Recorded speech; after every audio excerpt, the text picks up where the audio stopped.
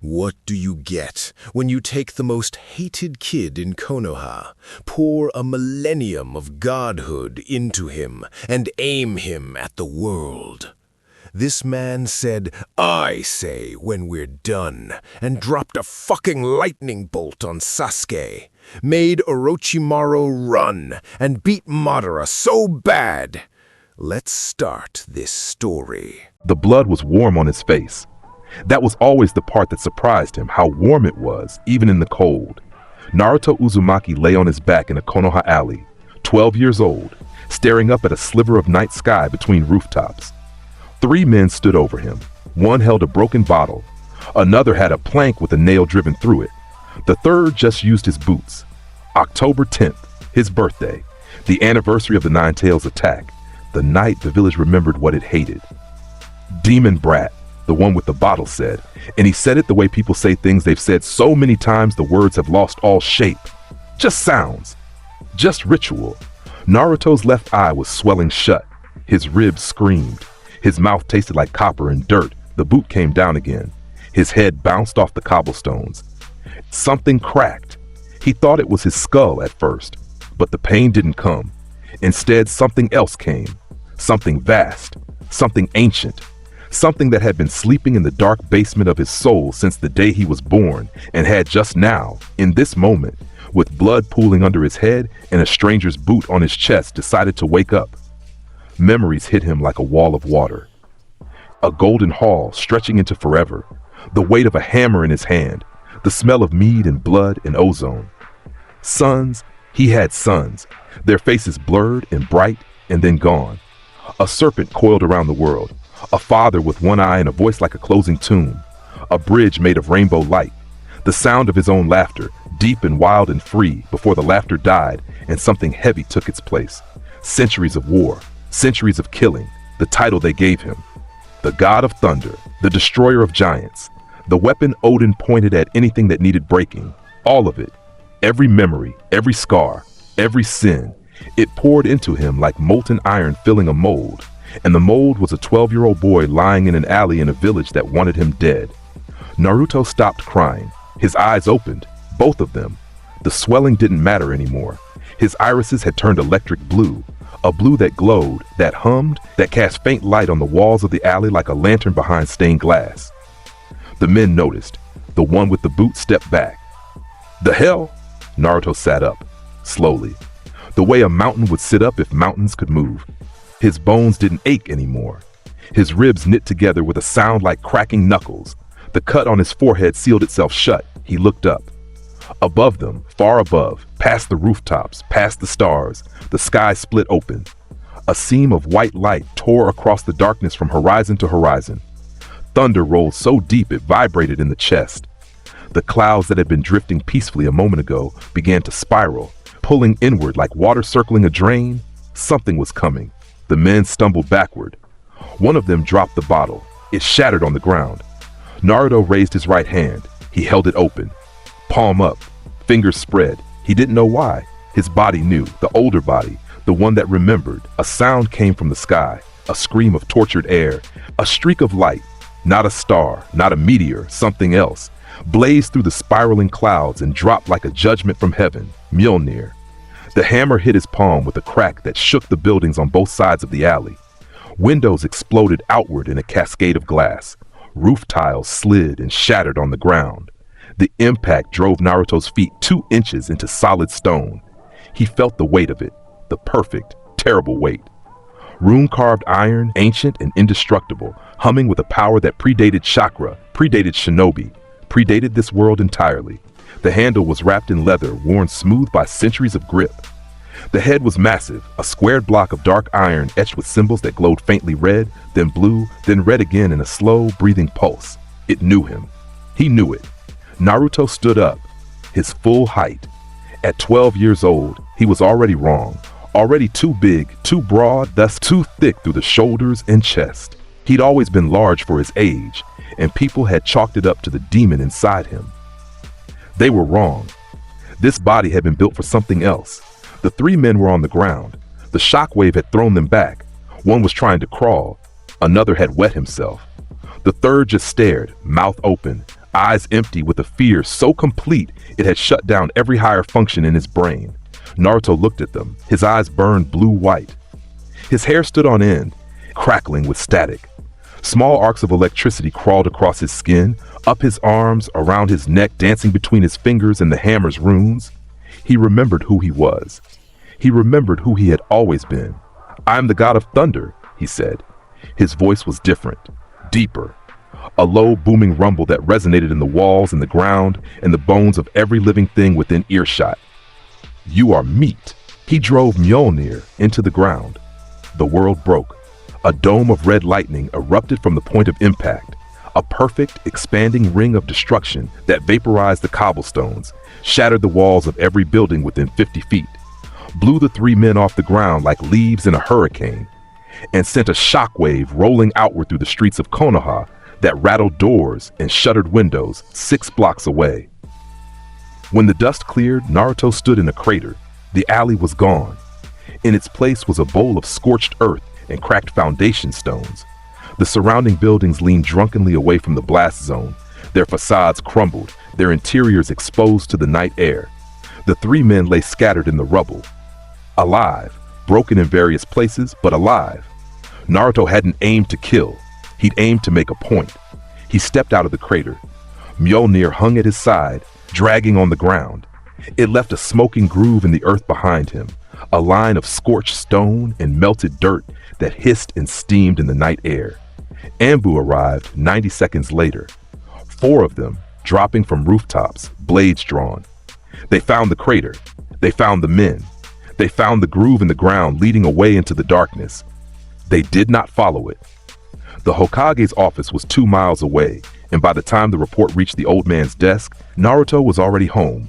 He sat on the floor of his apartment, the only furniture that could hold him comfortably now, with Mjolnir propped against the wall beside him. He was drinking milk straight from the carton, his 4th carton. He'd gone through his entire supply. The memories kept coming.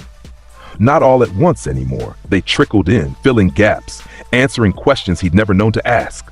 Why he was so large, why he healed so fast, why he'd never felt at home in his own skin, why there had always been a storm inside him that no amount of pranks or smiling or screaming for attention could quiet.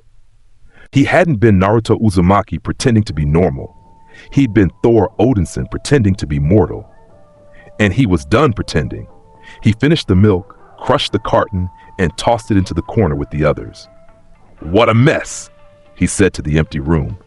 Outside, thunder rolled across a cloudless sky. The Hokage summoned him the next morning. Naruto walked through the village and every eye turned.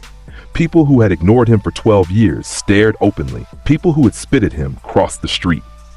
A woman pulled her child inside and shut the door. Naruto carried Mjolnir on his shoulder. He wore the same orange jumpsuit. It barely fit now, stretched tight across shoulders that had broadened overnight. The sleeves riding up forearms, roped with muscle that shouldn't exist on a child. He wasn't a child. He hadn't been a child since the hammer hit his hand. The Hokage's office was warm and smelled of pipe tobacco.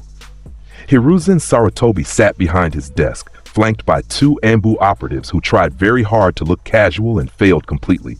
Naruto dropped into the chair across from the Hokage. The chair groaned. Mjolnir he set on the floor beside him, and the floorboards dipped visibly under its weight. "Naruto," the old man began, and his voice was careful, measured, the voice of a man who has spent 60 years navigating conversations that could end in bloodshed. "Last night, 3 men tried to beat me to death in an alley on my birthday," Naruto said. His voice filled the room. The Anbu shifted. Again, and something woke up. Hiruzen studied him, those old eyes sharp as ever behind the wrinkles in the grandfatherly mask. What woke up Naruto? Naruto looked at the old man for a long time. He saw Odin. He saw the manipulation, the careful placement of a weapon where it needed to be, the lies told for the greater good, the kindness that always served a purpose. "Everything," Naruto said. "You wouldn't understand, old man. You wouldn't want to." He stood up. "I'll still wear the headband. I'll still do your missions. You point, I'll break whatever needs breaking." He picked up Mjolnir and set it on his shoulder. The weight didn't touch him. It never had. "That's what I'm for, right? That's what I've always been for." Hiruzen opened his mouth. Don't, Naruto said. Don't tell me I'm valued. Don't tell me I'm precious to this village. I have done terrible things in a father's name before. I know exactly what I am. He walked out. The Anbu looked at the Hokage. The Hokage looked at the door. The pipe in his hand had gone out, and his fingers trembled slightly where they held it. Increase surveillance, Hiruzen said quietly. Triple it. Sir, with respect, the Anbu captain said, I don't think surveillance will matter. Hiruzen said nothing. He relit his pipe. His hands were still shaking. The academy graduation had already happened. Naruto had passed, barely, by the skin of his teeth. A shadow clone thrown together at the last second in a moment of desperation that now seemed laughable. He'd been a different person then. That was 2 days ago. It might as well have been 2 centuries. Team assignments came. Team 7, Naruto Uzumaki, Sasuke Uchiha, Sakura Haruno. Jonin instructor, Kakashi Harake. Naruto heard the assignment and said nothing. He sat in the back of the classroom with Mjolnir leaning against the desk beside him, arms folded across his chest, eyes half closed. He looked like a man waiting in a bar for a drink that was taking too long. Sasuke glanced at him once. The Uchiha's dark eyes narrowed, flicked to the hammer, flicked to the scorch marks on Naruto's knuckles, flicked away. Something tightened in his jaw. He said nothing. Sakura looked at Naruto and then looked away quickly. She'd heard the rumors. Everyone had heard the rumors. An explosion in the market district, 3 men in the hospital, a crater where an alley used to be. When the other teams filtered out to meet their instructors, Team 7 waited and waited. Kakashi was 3 hours late. Sakura fidgeted. Sasuke brooded. Naruto sat perfectly still with his eyes closed, and if you listened carefully, you could hear a faint, continuous crackle of static electricity coming from his direction, like a radio tuned to nothing. The door opened. Kakashi Hatake stepped through, silver-haired, one eye hidden, slouching with practiced ease, an orange book in one hand. Yo, he said, sorry I'm late. A black cat crossed my...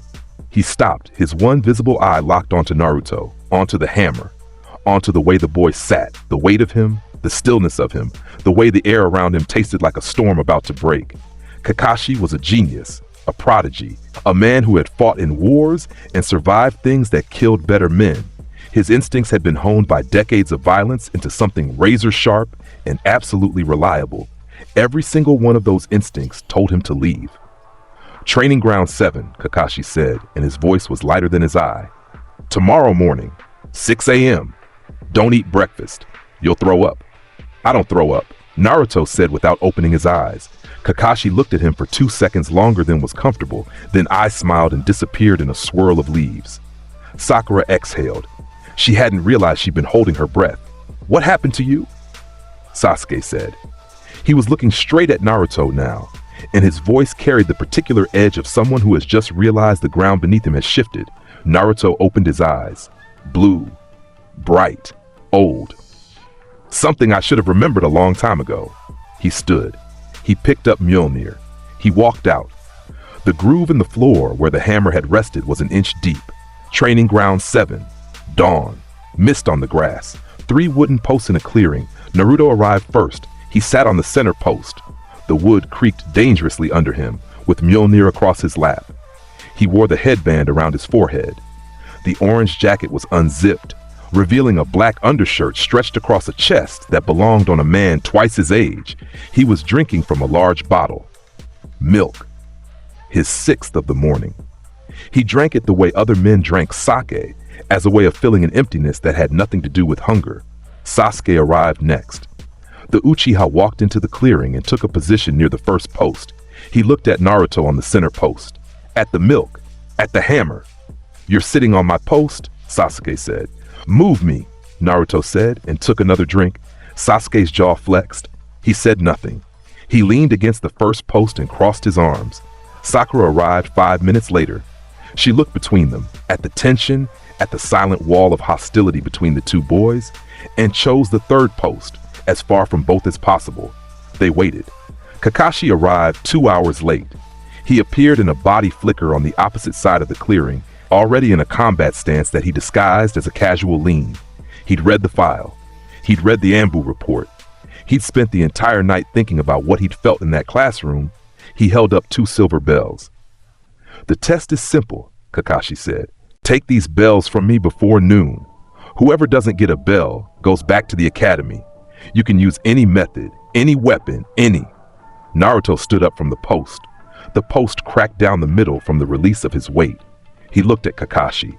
Then he tilted his head slightly, the way a wolf tilts its head before deciding if something is prey. You seem like a calm and reasonable person, Naruto rumbled. Are you a calm and reasonable person? Kakashi's hand drifted toward his headband. Toward the Sharingan he kept hidden. The instinct was screaming at him again. Louder this time. The boy was 12 years old, and the instinct was screaming at him the way it had screamed when he'd faced S-rank threats in Anbu. I'd like to think, Kakashi started. Naruto threw Mjolnir. The hammer left his hand with a sound like a thunderclap compressed into a single syllable. It crossed the clearing faster than most eyes could track. A blur of dark iron and blue-white lightning trailing a shockwave that tore the grass from the earth in its wake. Kakashi substituted. His body dissolved into a log that the hammer hit dead center, and the log didn't shatter, it evaporated. Splinters and sawdust sprayed in a cone behind the impact point. The hammer continued through 3 trees. The first 2 exploded on contact, their trunks blown apart in storms of bark and heartwood.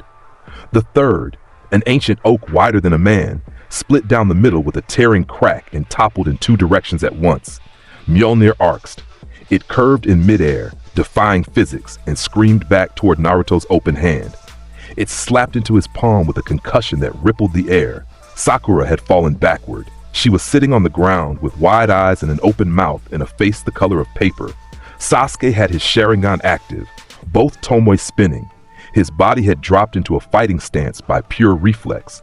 His hands were shaking. Kakashi reappeared on a tree branch 20 feet up. His headband was already raised. The Sharingan spun in his left eye socket, 3 tomoe whirling as it tried to track what had just happened. Well, Kakashi said, and his voice was remarkably steady for a man whose substitution had just been atomized. That's new. Naruto looked up at him. Come down, he said. Let's see what you're made of. Kakashi had a decision to make, and he made it in the time between heartbeats. He dropped from the branch and closed the distance with a burst of speed that would have left most Chunin blinking at empty air. He came in low with a kunai slash aimed at Naruto's midsection. The kunai hit Naruto's stomach and stopped. The blade didn't cut. The tip bent slightly against skin that felt like hitting stone wrapped in warm leather. Kakashi felt that wrongness again. The absolute, bone-deep wrongness of a reality that wasn't following the rules he'd spent his life learning. Naruto grabbed the kunai. He plucked it from Kakashi's hand between 2 fingers, snapped the blade off, and dropped the pieces. Disappointing, he said. He caught Kakashi by the flak vest, one hand. He lifted the jonin off the ground like he weighed nothing. Kakashi was a grown man, lean and hard, 150 pounds of killer. Naruto held him at arm's length the way you'd hold a kitten by the scruff. Lightning crawled across Naruto's arm. Blue-white arcs jumped from his skin to the flak vest, and Kakashi's body locked rigid as electricity tore through him. Enough to hurt, enough to paralyze, precisely enough to make a point without causing permanent damage. Naruto held him there for 3 seconds. Then he dropped him. Kakashi hit the ground on hands and knees, muscles spasming, the Sharingan flickering as his body tried to remember how to function. Naruto reached down and unclipped both bells from Kakashi's belt. The jonin couldn't stop him. His hands weren't responding yet. Naruto held the bells up. He looked at them with the disinterest of a man examining loose change. Then he turned and tossed them backward without looking. One landed in Sasuke's hand. The boy caught it by reflex, staring at it like it was a live explosive. The other landed at Sakura's feet. Keep them, Naruto said. I have no interest in games. He walked to the edge of the clearing and sat down against a tree. He pulled out another bottle of milk. Kakashi got to his feet slowly. His muscles still twitched. His flak vest had scorch marks. The Sharingan was still spinning, recording everything, analyzing everything, understanding nothing. He looked at Naruto sitting against the tree, drinking milk with the hammer across his lap, and an expression of absolute, crushing boredom. Then Kakashi looked at Sasuke and Sakura. You pass, he said. All 3 of you. He said it automatically, because the alternative was admitting that the test had been meaningless from the start. That the bells, the teamwork lesson, the carefully designed exercise, all of it had been a house of cards, and the boy with the hammer had blown through it without even trying. Sasuke stared at the bell in his hand. His fingers closed around it until the metal dug into his palm.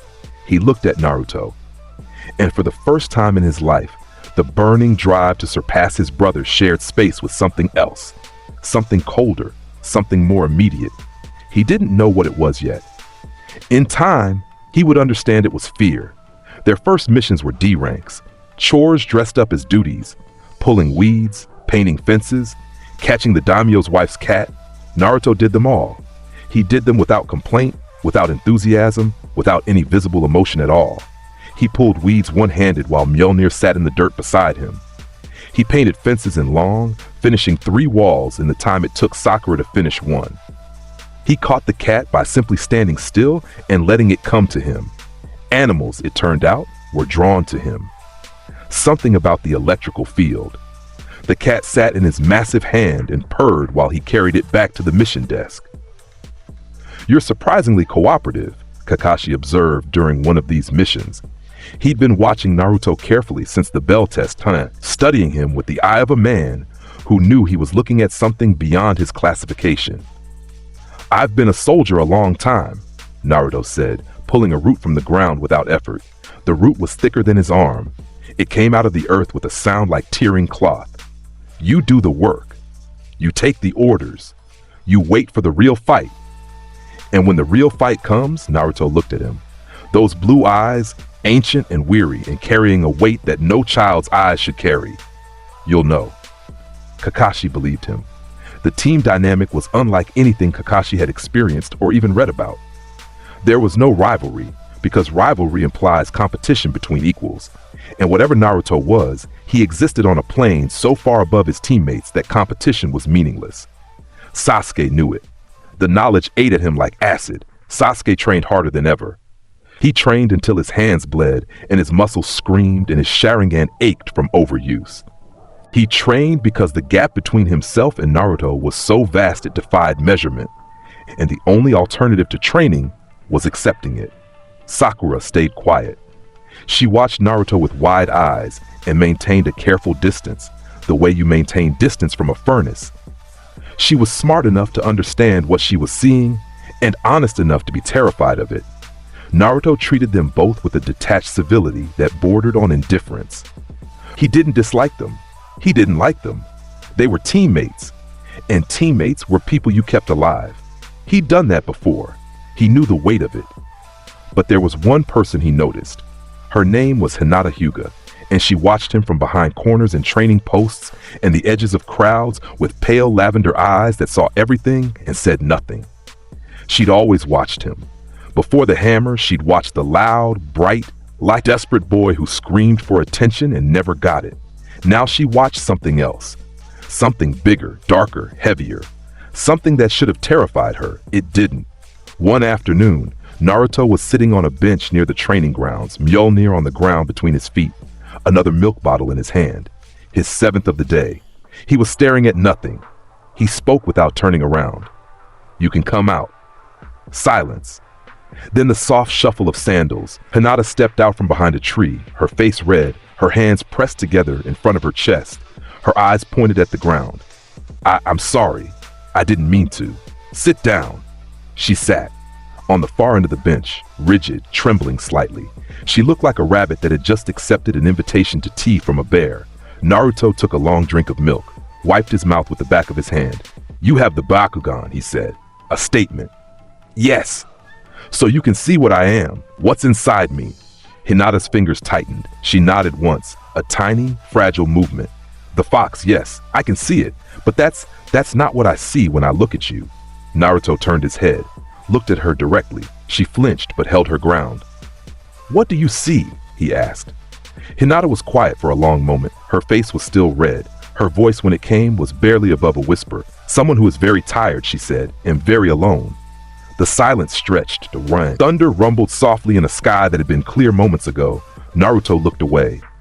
Back to nothing. He took another drink. "You're braver than you look, Hyuga." He stood up. He picked up Mjolnir. He walked away, but he walked a little slower than usual, and the thunder quieted before it reached the ground. The mission to the Land of Waves came 3 weeks into Team 7's career. It came the way all missions came, wrapped in a lie. The bridge builder Tazuna was supposed to be a simple escort job, C rank. Protect the old man from bandits on the road to Wave Country. Easy work. Boring work. The kind of work that was supposed to break in new Genin teams and teach them how the world worked outside the village walls. Naruto knew it was a lie before they left the gates. He could smell it. Thor had been lied to by gods, by kings, by his own father. A drunk old bridge builder with desperation in his eyes and a story that didn't add up was barely worth noticing. He said nothing. He walked with Mjolnir on his shoulder and his team flanking the client, and he waited. Because the lies didn't matter. What mattered was what came after the lies, and what came after the lies was always the same thing. Violence. It came on the second day. The puddle on the road was obvious. 2 chakra signatures, poorly concealed, radiating killing intent that tasted like copper and spite. The demon brothers of the mist. Chunin-level missing nin with poison-tipped chain weapons and a grudge against bridge builders. They erupted from the puddle and went for Kakashi first. The chain wrapped around the Jonin and pulled tight. Kakashi's body appeared to come apart in a shower of gore. Sasuke moved. Sakura screamed. Tazuna froze. Naruto sighed. The demon brothers turned toward Tazuna, chain rattling, poison claws extended. They were fast. They were experienced. They'd killed targets more dangerous than an old man and a group of children. Naruto stepped into their path. The first brother reached him and swung the chain in a wide, lethal arc aimed at his neck. The chain hit Naruto's throat and wrapped around it once before the link connecting to the brother's gauntlet snapped like wet paper. The metal clattered to the ground. A faint scorch mark crossed Naruto's neck where the chain had touched. On the chain, not on the skin. The brother stared at his broken gauntlet. At the boy. At the chain lying on the ground, Naruto grabbed him by the face. One hand, palm covering everything from chin to forehead. He lifted the man off his feet, turned, and threw him into his brother with the casual effort of someone tossing a bag of laundry. Both brothers hit the ground in a heap of tangled limbs and rattling chain. Naruto walked over to them. He put one foot on the chain, pinning them both in place. "Don't bore me," he said. They surrendered. Kakashi materialized from the trees, unharmed. He'd substituted and watched, testing the team. Watching how they'd respond, he'd gotten his answer. He wished he hadn't. "Tazuna," Kakashi said, and his voice had an edge now. "You want to explain why there are Chunin-level assassins after a simple bridge builder?" The truth came out. Gato, the shipping magnate, the tyrant of Wave Country, the bridge that would free the people, the death mark on Tazuna's head. It was an A-rank mission disguised as a C rank. Standard protocol said to turn back, report the discrepancy, let a properly equipped team handle it. Kakashi looked at Naruto. Naruto looked at the sky. A cloud drifted past. Somewhere far away, thunder muttered. "I don't care about the rank," Naruto said. "We're already here. Keep walking." Kakashi considered arguing. Then he remembered what his instincts had been telling him since the bell test and decided that the safest place for his other 2 students was within arm's reach of the boy with the hammer. "We continue," Kakashi said. They continued. The bridge was half built, stretching out over gray water toward a mainland that had forgotten Wave Country existed. Mist rolled in from the ocean, thick and wet and tasting of salt.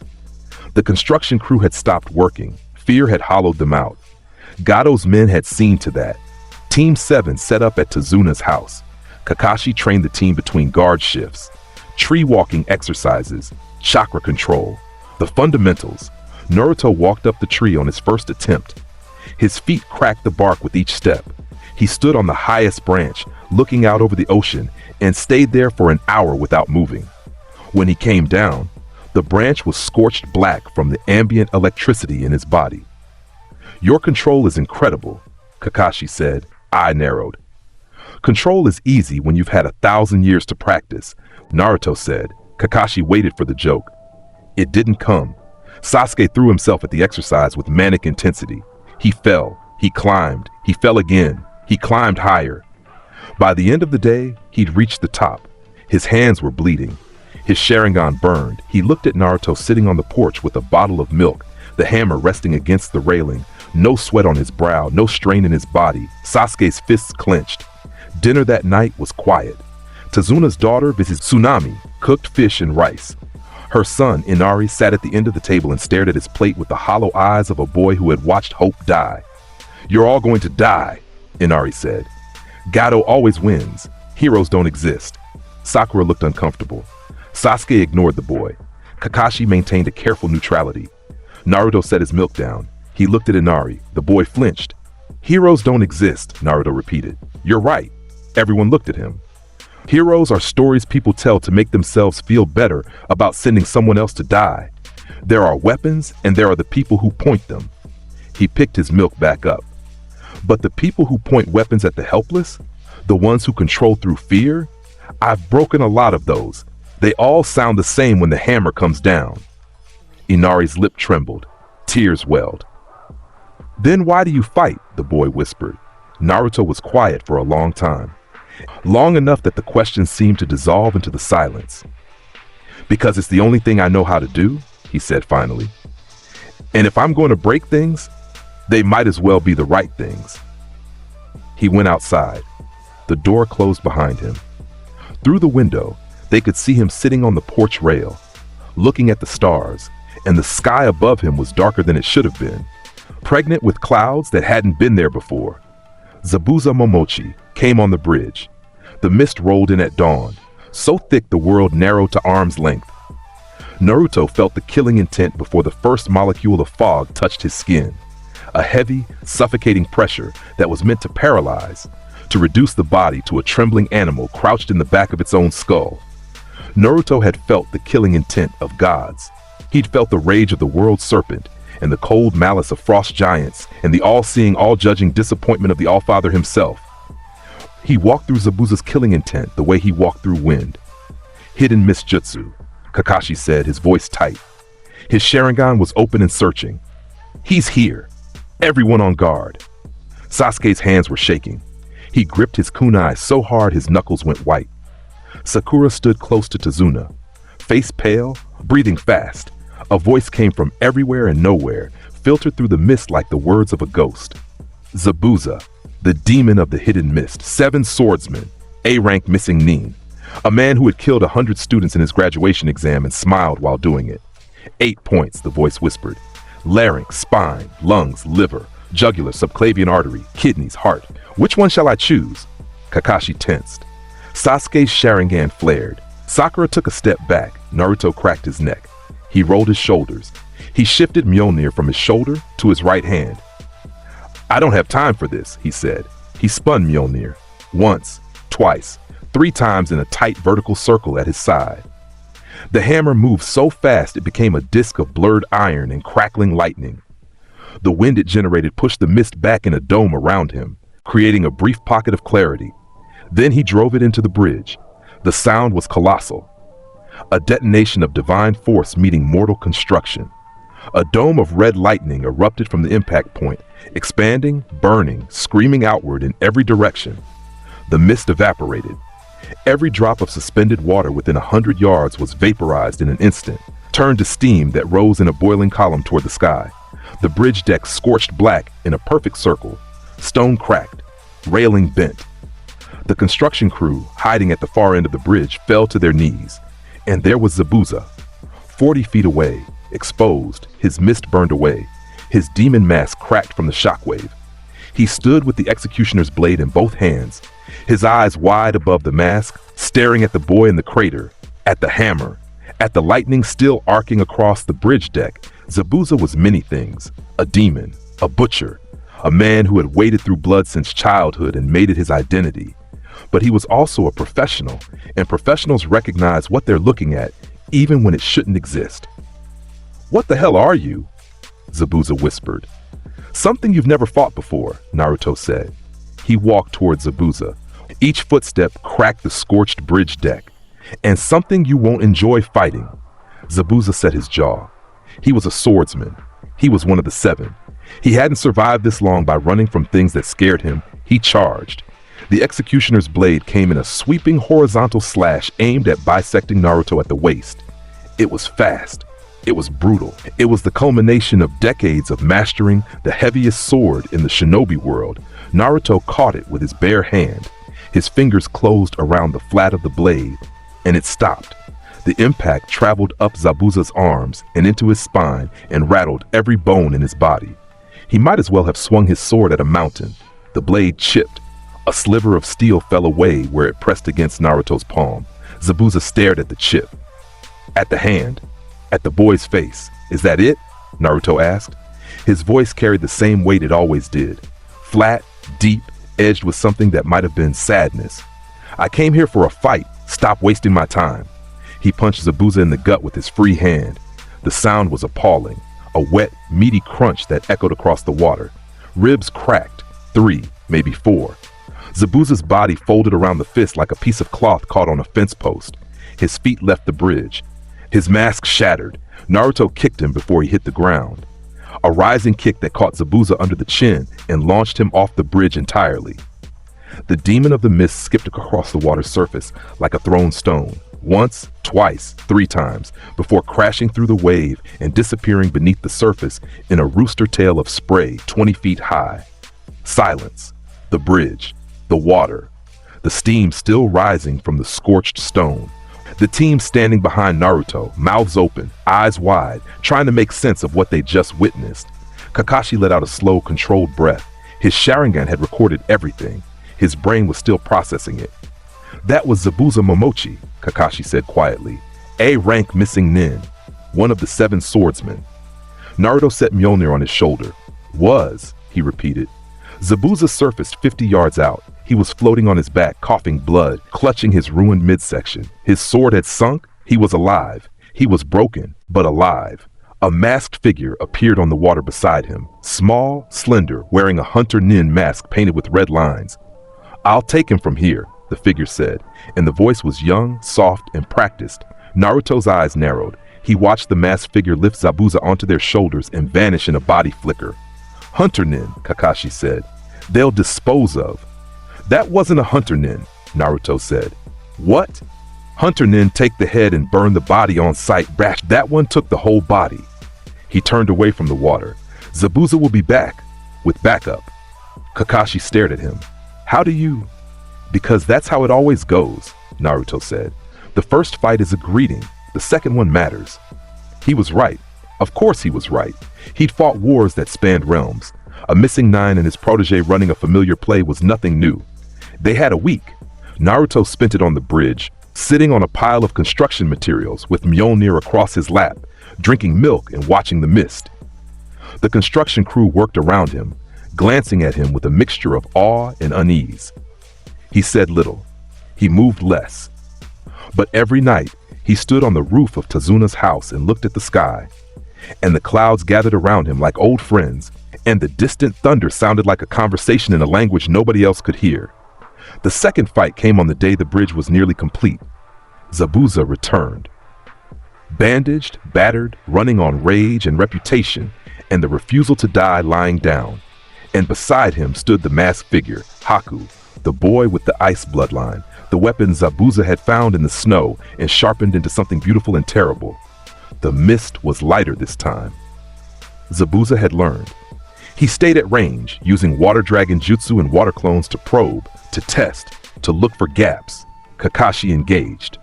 The 2 Jonin-level fighters tore into each other across the far end of the bridge. Water jutsu colliding in explosions of spray and force, Haku went for Sasuke. Crystal ice mirrors. The mirrors formed in a dome around Sasuke and Sakura. Tall, shimmering panels of ice that reflected Haku's image in every surface. The boy moved between them at speeds that made him invisible. A phantom flickering from mirror to mirror, Senbon needles flying with lethal precision. Sasuke's Sharingan spun. He tracked. He dodged. He countered with fire jutsu that steamed against the ice but couldn't break it. Needles found him. In the shoulder. In the thigh. In the neck. Precision strikes aimed at tendons and pressure points. Sasuke went down. He lay on the bridge deck with needles protruding from a dozen points, his body locked, his Sharingan fading as consciousness slipped. Sakura screamed his name. She was on her knees beside him, hands pressing against his wounds, tears falling. Naruto heard it from 50 yards away. He turned his head. He saw the mirrors. He saw Sasuke on the ground. He saw Haku flickering between the panels of ice with needles ready. His jaw tightened. Naruto walked toward the ice mirrors. His footsteps were heavy, deliberate. Each one cracked the bridge deck. Haku saw him coming. The boy raised his hand and sent a barrage of senbon, 100 needles, perfectly aimed, screaming through the air in a wall of gleaming silver. They hit Naruto. They bounced.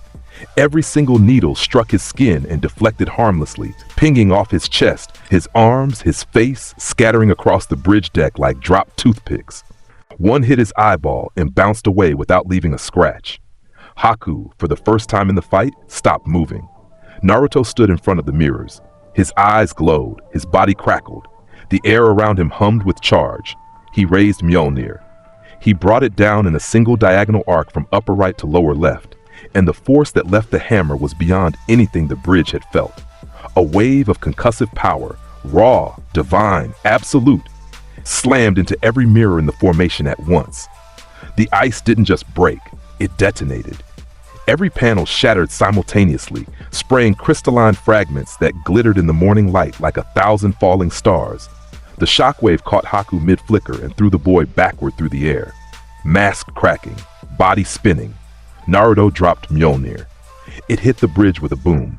He moved, fast, faster than his size suggested was possible, and caught Haku by the throat before the boy hit the ground. He held the boy there, one hand around the slender neck, feet dangling. Haku's mask fell away. The face beneath was young, beautiful in a haunting, fragile way. Eyes brown and deep and full of a pain that had nothing to do with the fight. Naruto looked at that face. He looked at those eyes. He saw something there that he recognized. A weapon, a tool, a person reduced to their usefulness and taught to believe that was the same as love. His grip loosened. The killing light in his eyes dimmed.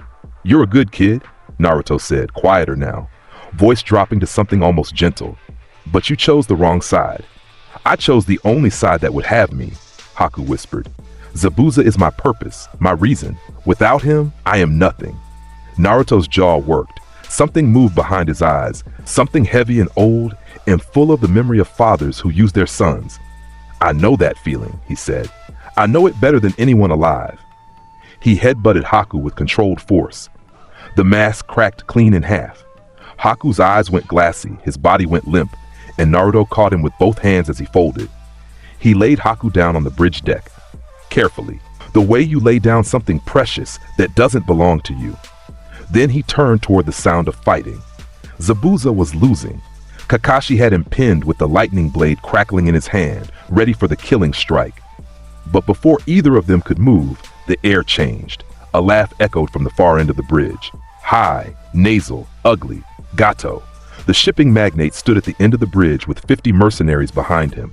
Swords, spears, crossbows, the private army of a man who had enslaved an entire nation through money and murder. "Well, well," Gato said, adjusting his sunglasses. "The demon of the mist, beaten by children. I was going to betray you anyway, Zabuza. You're too expensive and clearly too weak." Zabuza's bandaged face turned toward Gato. The rage in his eyes was incandescent. "I'll handle them myself," Gato continued. "Kill everyone on this bridge. The builder, the ninjas, everyone. I'll find cheaper help too." "Shut up!" The voice rolled across the bridge like distant thunder. Every mercenary flinched. Naruto walked forward, past Kakashi, past Zabuza, past the bodies in the water and the scorched stone. Mjolnir in his right hand dragging on the ground, leaving its smoking groove, he stopped 30 feet from Gato's army. 50 armed men looked at one boy. "You're in my way," Naruto said. Gato laughed. "Kill him. He's just a kid with a..." Naruto raised Mjolnir to the sky. His eyes went full blue white. No iris, no pupil, just blazing electric radiance. The sky above the bridge went black. Clouds spiraled into existence from nothing, condensing out of clear air, thickening and darkening in seconds. The temperature dropped, the wind screamed. Lightning arced between the clouds.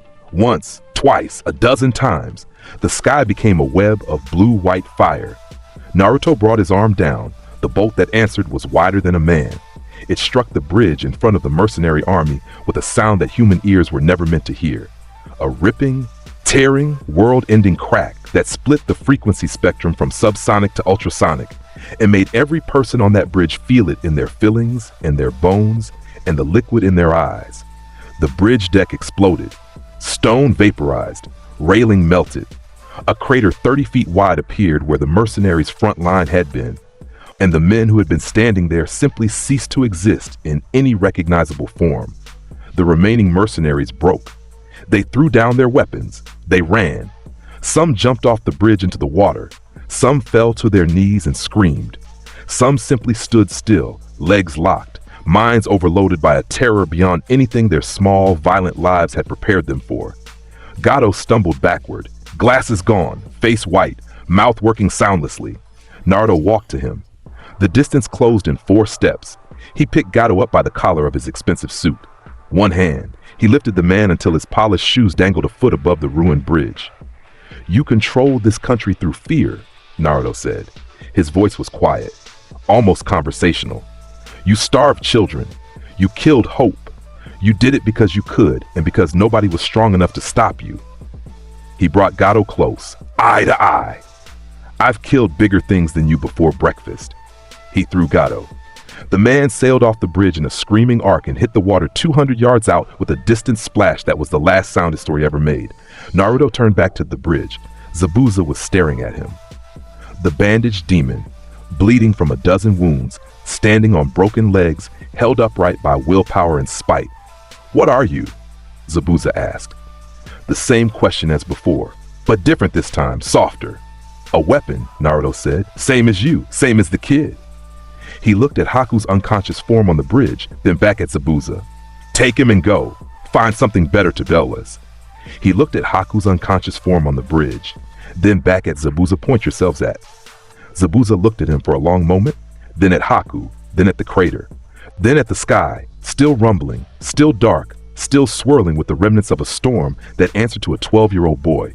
Zabuza laughed. It was a wet, painful, honest laugh. "A weapon telling another weapon to find a purpose," he said. "That's the funniest thing I've heard in 20 years. He limped to Haku. He picked the boy up. He looked at Naruto one last time. "I hope you find one too, kid."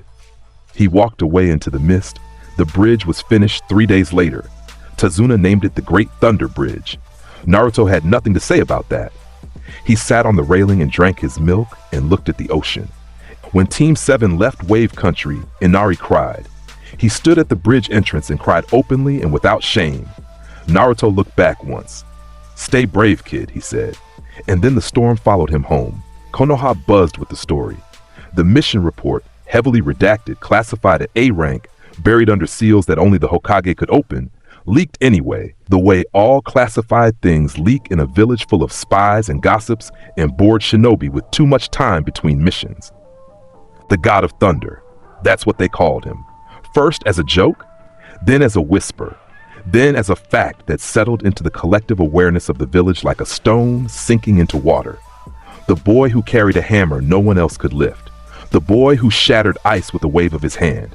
The boy who called lightning from a clear sky. The council convened. Danzo argued for root custody. Hiruzen refused. The civilian council demanded containment. Hiruzen refused. The clan heads sat in silence and calculated what a weapon like that meant for their agendas. Hiruzen sat in his office after the meeting, pipe smoke curling toward the ceiling, and felt the weight of every year he'd lived settle onto his shoulders. He'd seen this before.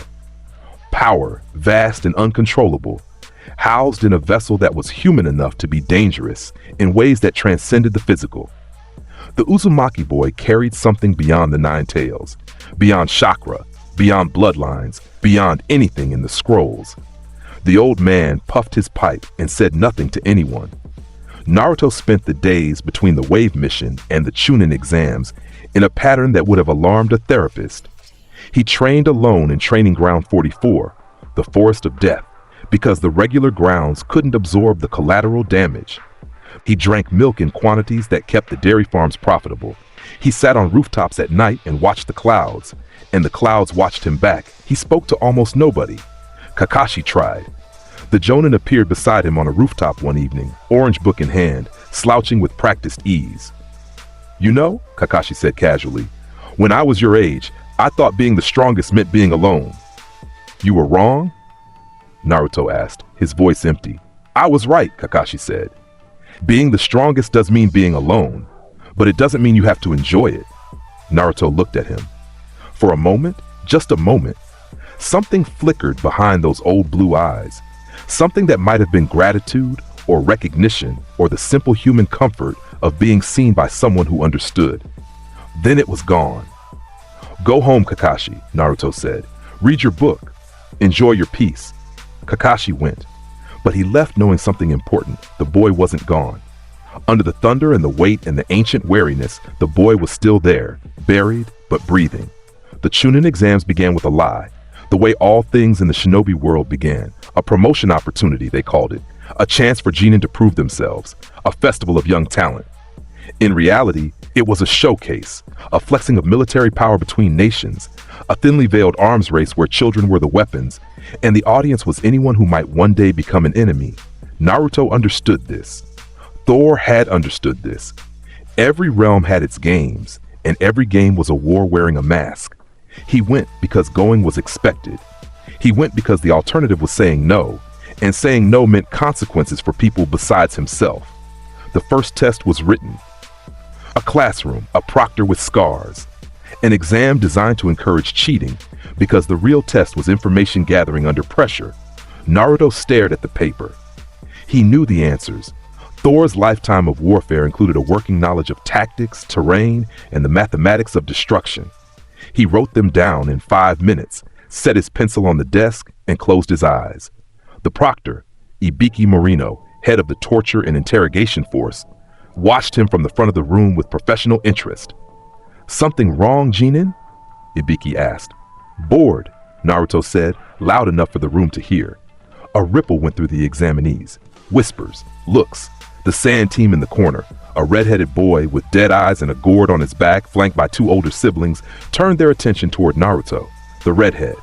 Naruto felt him before he saw him. A familiar sensation. A beast behind a seal, raging, clawing, screaming for blood. The one tail, their eyes met across the room, green and blue, monster and god. Gaara's sand rustled. The gourd trembled. Naruto held the gaze. He didn't blink. He didn't look away. Gaara did. The second test was the Forest of Death. Survival. Retrieve a matching scroll. 5 days, Anko Mitarashi, the proctor, threw a kunai at Naruto's face during the briefing. A test. A provocation. A way to establish dominance. The kunai hit his cheek. It bounced off and embedded in a tree behind him. Anko's smile froze. "Nice throw," Naruto said, rubbing the spot on his cheek where the kunai had hit. There was no mark. "My turn?" Anko held up her hands. We're good. Team 7 entered the forest. The gates closed behind them. Within the first hour, 3 separate teams attacked them. The first team, Genin from the Hidden Rain, hit them with a coordinated ambush of water clones and explosive tags. Naruto swatted the first clone with Mjolnir. The clone exploded. The shockwave knocked the second clone apart. The third clone dissolved when the static charge from the hammer's impact arc flashed through the waterlogged air. He found the Rain Genin hiding in a bush. "Scroll," he said, extending his hand. They gave it to him. The second team attacked from the trees. Naruto threw Mjolnir without looking. The hammer curved through the canopy, smashed through 4 tree trunks, and returned to his hand with a crack. The team fell from their broken perches and surrendered on the ground. The third team saw the wreckage and surrendered before the fight started. "This is going to be a long 5 days," Sasuke muttered. "We'll be done by nightfall," Naruto said. They were done by noon. Then the forest went cold. Team 7 had both scrolls and was heading for the tower when the air changed. The temperature didn't drop. It was more subtle than that. The forest itself seemed to pull back. Birds went silent. Insects stopped chirping. The undergrowth, thick and green and alive, seemed to wilt in a radius that expanded outward from a single point ahead of them on the trail, killing intent. But this was different from Zabuza's. Zabuza's killing intent had been a wave, powerful, suffocating, but ultimately finite. A mortal man's rage amplified by skill. This was something else. This was killing intent so dense, so ancient, so absolutely massive that it had a physical weight. The air thickened. Sakura's knees buckled. She hit the ground, gasping, eyes rolling. Sasuke staggered, his Sharingan flaring involuntarily, his body trying to parse a threat that his experience had no framework for. And everywhere, in every shadow behind every tree, in the very texture of the light, there was the sensation of being watched by something that had forgotten how to be human a very long time ago.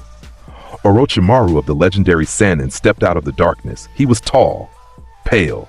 His eyes were gold with slit pupils, and they held the terrible curiosity of a collector examining a new specimen. His tongue, too long, too flexible, flickered across his lips. My, he said, and his voice was silk over glass. The Jinchuriki of the Nine Tails. I've heard interesting rumors about you, Naruto-kun. Naruto dropped Mjolnir. The hammer hit the forest floor with the sound of a boulder landing on a stone slab. The earth around it cracked in a perfect ring. The shockwave flattened the underbrush for 20 feet in every direction. Naruto looked at Orochimaru. His eyes were flat, bored. The same expression he wore for D-rank missions and dinner conversations, and everything else in this world that was too small to matter. A snake, he said. I've killed bigger serpents than you before breakfast. He paused, his head tilted slightly, much bigger. Orochimaru's smile widened, the curiosity in those gold eyes intensified. Let's test that, shall we? The Sannin's hands blurred through seals faster than human eyes could follow. The ground beneath them trembled, trees snapped, and from the depths of the forest, from some space between reality and the summoning realm, something enormous answered the call. Manda, the boss summon of the snakes, a serpent so vast that its coils displaced entire sections of the forest as it rose. Trees toppled like matchsticks. The ground split and reformed around its body. Its head, wide as a building, crowned with purple scales and eyes like burning amber, punched through the canopy and kept going, rising until its shadow covered a quarter mile of forest floor. Its tongue flickered. Its voice was a seismic rumble. Orochimaru, you dare summon me without a sacrifice? Patience, Manda. Orochimaru called from his perch on the serpent's head. There are plenty of sacrifices here. Sasuke stumbled backward. Sakura was unconscious. Kakashi was nowhere, separated in the forest by a trap that Orochimaru had laid an hour before. Naruto looked up at Manda, at the serpent that filled the sky, whose coils crushed the forest floor, whose eyes burned with the predatory hunger of a creature that ate villages. He thought of Jormungandr, the world serpent. The beast that circled Midgard with its body and held the oceans in place with its coils. The enemy that had haunted the stories of Asgard since before there were stories. This wasn't Jormungandr. This was a worm. Naruto picked up Mjolnir. He crouched. The muscles in his legs coiled, and the ground beneath his feet cracked in a spiderweb pattern from the pressure. He leaped.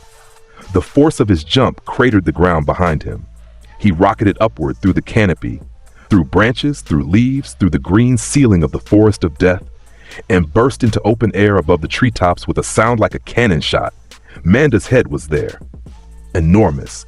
Filling his vision, Naruto raised Mjolnir above his head with both hands. He charged it. Lightning arced from the sky, drawn to the hammer like water to a drain. Blue-white energy accumulated, layered, compressed, until the hammerhead blazed with a radiance that turned the dark forest noon bright. The runes along its surface lit up in sequence, each one a word of power, a binding of force, a promise of destruction, written in a language that predated the Sage of Six Paths. The hammer became a second sun. Naruto's voice boomed across the forest, louder than the thunder, louder than the serpent's hiss, loud enough to be heard in every corner of the exam. This one's for the world serpent. He came down on Manda's skull like a thunderbolt thrown by a god's hand, because that's exactly what it was. Mjolnir connected with the top of the serpent's head with an impact that defied measurement. The effect was absolute. Manda's skull ceased to be a skull. The bone structure, as thick and hard as castle walls, shattered downward in a cone of destruction that propagated through the serpent's body at the speed of sound. The shockwave that exploded outward from the impact point was visible, an expanding ring of compressed air and lightning that leveled every tree for a mile in every direction. The forest became a smoking crater. Ancient oaks that had stood for centuries were uprooted, splintered, and tossed like twigs. The ground itself buckled and reformed, rising in some places, sinking in others, the landscape permanently altered by a single blow, Manda was gone. The serpent's remains dissolved into smoke and returned to the summoning realm, what was left of them. The impact had been so catastrophic that the summoning contract itself flickered, the spiritual bond between summoner and summoned momentarily disrupted by the sheer violence of the dismissal. Orochimaru fell. The Sannin had leaped clear at the last moment, his instincts saving him where his confidence had failed, but the shockwave caught him in mid-air and threw him spinning through the devastation. He hit the ground hard, rolled, and came up in a crouch. Half his body was scorched black. His left arm hung at a wrong angle. His face, always pale, always composed, always wearing that smile of supreme, untouchable confidence, was different now. The smile was gone. In its place was an expression that Orochimaru hadn't worn in decades. An expression that his body remembered, even though his mind had spent years convincing itself it was unnecessary. Fear. Naruto stood in the center of the crater. The devastation radiated outward from his feet in every direction. A mile of flattened forest, scorched earth, and drifting smoke. Mjolnir hung at his side. His eyes blazed blue-white. Lightning crawled across his body in lazy, possessive arcs. He looked at Orochimaru. Is that it? Orochimaru evaluated. He did it faster than most humans could blink, because he was a genius and a survivor, and he hadn't lived this long by letting pride override reason. The Jinchuriki had just one-shotted Manda, the boss summon. A creature that could fight other Kaji-level summons to a standstill. The boy had killed it with a single strike, and the effort had left no visible mark on him. No fatigue, no strain, no sign that what he'd just done was anything more than mildly inconvenient. Orochimaru had lived through wars. He had fought Hanzo. He had experimented on Kage-level subjects. He had pushed the boundaries of human capability further than anyone in the history of the shinobi world. He had never seen anything like this. Interesting, Orochimaru said, and his voice was steady, because Orochimaru's voice was always steady, but there was something underneath it now, something thin and sharp like ice forming on the surface of a pond. Very interesting. He sank into the ground. He dissolved. He fled. The Sannin fled. Naruto watched the spot where Orochimaru had been. He watched it for a long time. His eyes returned to their normal blue. The lightning faded. The sky above the crater began to clear. Sasuke emerged from the tree line. He'd been blown clear by the shockwave, but had survived. Battered, scraped, Sharingan spinning wildly as it tried to process what it had recorded. He looked at the crater, at the mile of destruction, at the faint rising smoke from places where the lightning had set the undergrowth on fire. What? Sasuke's voice failed him. He swallowed. Tried again. What was that? Naruto turned. The ancient weight in his eyes was heavier than usual. Tuesday, he said. He walked past Sasuke. He found Sakura, still unconscious, and picked her up with one arm. He collected the scrolls. Towers that way, he said, nodding toward the center of the forest. Let's go. Sasuke stood in the crater for a moment longer, alone. Surrounded by the total destruction of everything he believed about the limits of power. Then he followed. The preliminary rounds happened in a basement arena beneath the tower. Concrete walls, harsh lighting. The surviving genin lined up on the balconies above the fighting floor. Naruto leaned against the railing with Mjolnir propped beside him. His arms were crossed. His eyes were half closed. The matches were called at random. Names on a screen. The fights happened. Sasuke won his match with skill and Sharingan and the manic intensity of a boy who had just watched his teammate reshape the landscape with a hammer. Sakura lost her match, but fought harder than anyone expected. Hinata fought Neji. Naruto's eyes opened when that match was called. Neji Hyuga. Branch House. Prodigy. A boy with the Byakugan and a lifetime of rage compressed into the elegant, devastating framework of the gentle fist. Hinata walked down to the fighting floor. Her hands trembled. Her face was pale. Neji stood opposite her. His face was stone. His eyes were active, veins bulging around the Byakugan, seeing everything, judging everything. Forfeit, Lady Hinata, Neji said. His voice was cold. Certain.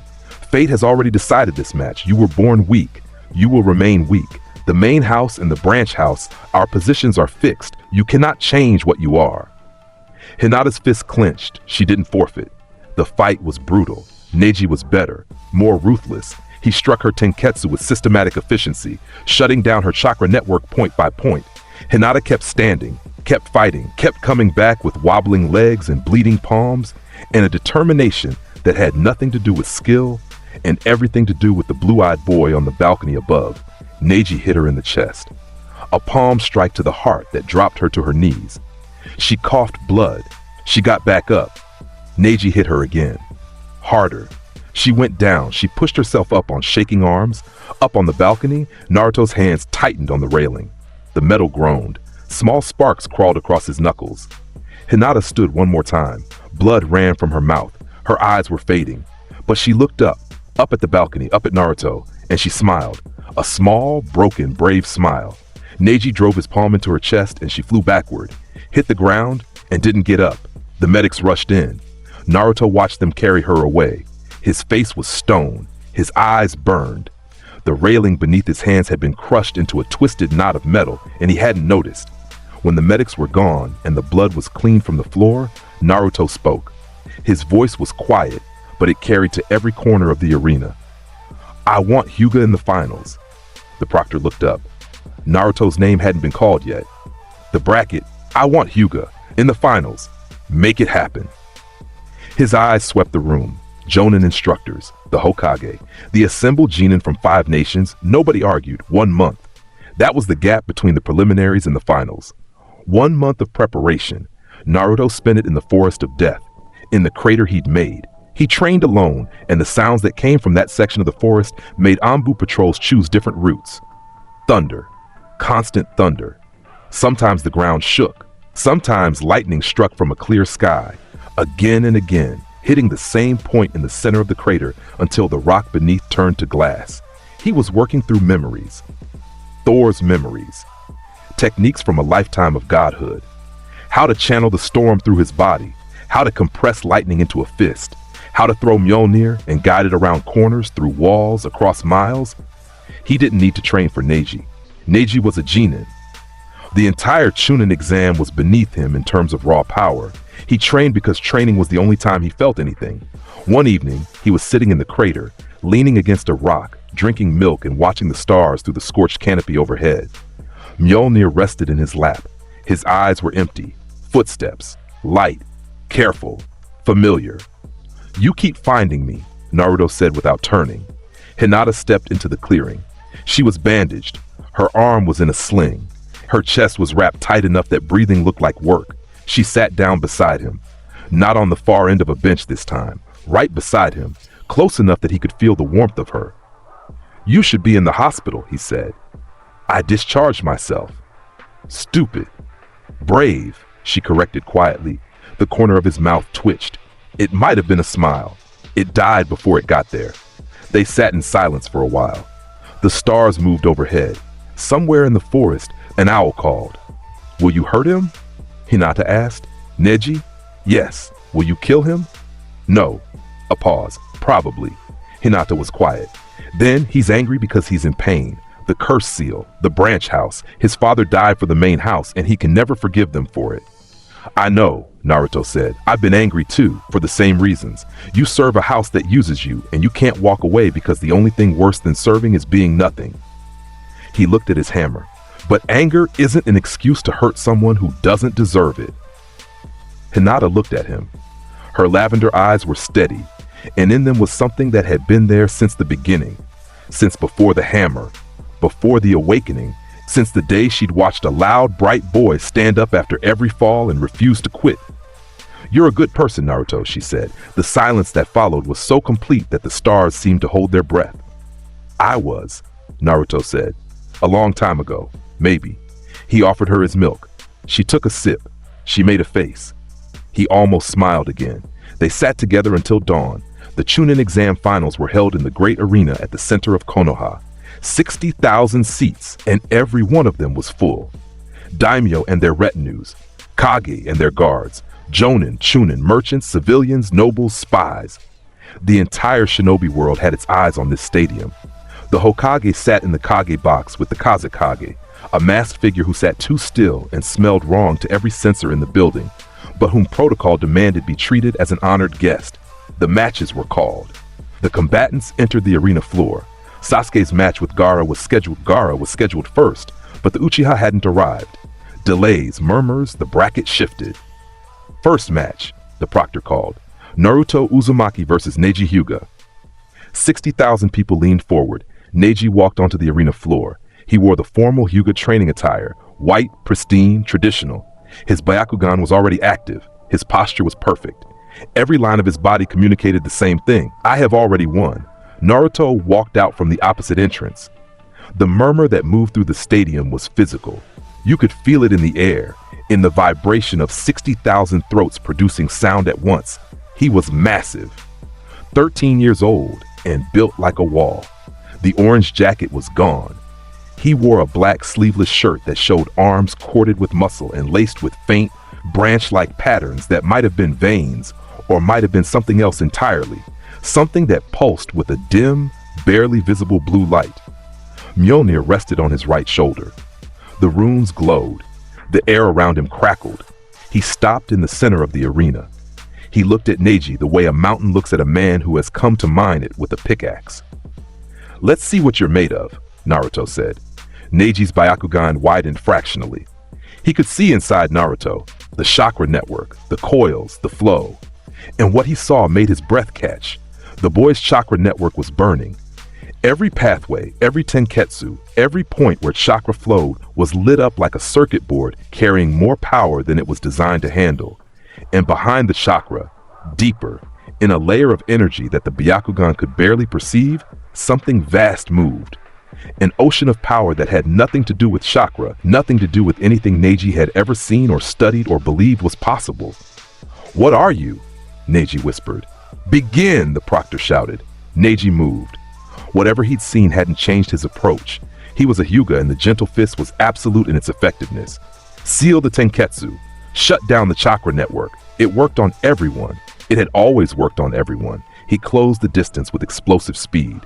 His fingers blurred. Strike after strike, rapid, everyone landing exactly where it needed to land. Tenketsu sealed, shoulder, chest, abdomen, arms, 8 trigrams, 32 palms. He struck 32 points in the time it took a heart to beat twice. Every major tenketsu in Naruto's upper body sealed. Neji stepped back, breathing hard. The execution had been flawless. His best technique. Naruto stood exactly where he'd been standing. His arms hung at his sides. His head was tilted slightly down so that his eyes were hidden in shadow. He hadn't moved, he hadn't blocked. He hadn't tried to avoid a single strike. The crowd held its breath. A low sound came from Naruto's chest. A vibration, deep and rumbling and growing louder. It took the audience a moment to realize what it was. Laughter. "You think poking me stops the storm?" Naruto said, and his voice rolled across the arena like distant thunder. His body lit up. Lightning exploded from his skin. Not a technique, not a jutsu, just raw, divine electricity pouring from every pore in a cascade of blue-white fire. The voltage was staggering. The air ionized. The arena floor beneath his feet cracked and blackened. His hair stood on end, each strand a conductor, each strand wreathed in a tiny arc of plasma. The sealed tenketsu blew open, not one at a time, all of them, simultaneously. The electrical pressure inside his body was so enormous, so fundamentally irresistible, that the seals Neji had placed simply could not hold. They burst like dams before a flood, and the energy that rushed through the reopened points was visible even without the Byakugan. Blue-white light streaming from 32 points on Naruto's body, turning him into a constellation in human shape. Neji stumbled backward. His hands were burning. The residual electricity from the contact had scorched his fingers, left them numb and twitching. The stadium was silent. 60,000 people, silent. Naruto stepped forward, one step. The ground cracked beneath his foot. "You talk a lot about fate, kid," he said. His voice was calm, even, almost tired. "Fate is just a lie told by gods to keep people in line." Another step, closer. Neji's Byakugan was wide. His body had dropped into a defensive stance, but his feet wanted to retreat. And the conflict between training and instinct was visible in every line of his posture. "I know," Naruto continued. "I used to believe it too." He raised Mjolnir. He held it at shoulder height, arm extended, the rune-carved head pointing at Neji. "Your father chose to die for his family. That was his choice, his will, his freedom, and you turned it into fate because acceptance is easier than grief." Neji's face cracked. The stone mask broke. Something raw and red and wounded surfaced in his eyes. "You know nothing about." Naruto swung, he held back. He held back enormously. The hammer didn't touch Neji. The wind did. A wall of compressed air, the shockwave from a swing that could have shattered mountains, hit Neji head on. His 8 trigrams rotation activated by reflex, the spinning dome of chakra. That was the Hyuga's ultimate defense. The rotation lasted 1.3 seconds against the shockwave. Then it broke. The wind tore through the rotation like paper and caught Neji full body. He left the ground. He accelerated. He crossed the arena in a flat trajectory, arms and legs spread, mouth open in a silent shout, and hit the stadium wall at terminal velocity. The impact left a human-shaped impression in the concrete. Cracks spiderwebbed outward for 20 feet. Dust cascaded from the upper tiers. Neji hung in the wall for a moment, eyes glazed, body broken in ways that would heal, but would never be forgotten. Then he slid down and crumpled at the base. Silence. Naruto dropped Mjolnir to his shoulder. He walked to the center of the arena. He looked at Neji's fallen form. He said, "That was all." The proctor raised his hand. His voice shook slightly. "Winner, Naruto Uzumaki." The stadium exploded. 60,000 people released the breath they'd been holding, and the sound was tidal, a roar that shook the arena structure and echoed across the village. Some cheered, some screamed, some sat in stunned silence with white faces and open mouths. In the Kage box, the Hokage leaned back. His pipe had gone out again. Beside him, the Kazekage's masked face turned toward the arena floor, and behind that mask, gold eyes with slit pupils burned with an intensity that had nothing to do with politics and everything to do with hunger. Orochimaru, wearing the Kazekage's skin, watched Naruto Uzumaki walk out of the arena. And for the second time in as many weeks, the Sannin felt fear. The invasion that followed was planned long before the finals. Sound and sand, moving together, an alliance forged in Orochimaru's ambition and the Sand's desperation. The signal was Gaara's transformation, the one-tailed beast unleashed in the heart of Konoha, drawing attention while sound forces breached the walls. It happened during Sasuke's match. The Uchiha and the Jinchuriki were mid-combat when Gaara's control snapped. Sand erupted. The arena floor buckled.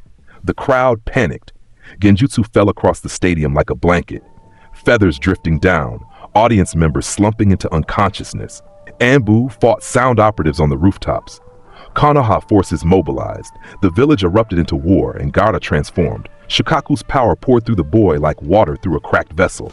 Sand coated his body, one arm, then both arms, then his torso. The form grew, expanded, swelled beyond human proportions. Sasuke fell back. His Chidori had scored a hit, cracked the sand armor, drawn blood. But the beast beneath was beyond anything the Uchiha could handle alone.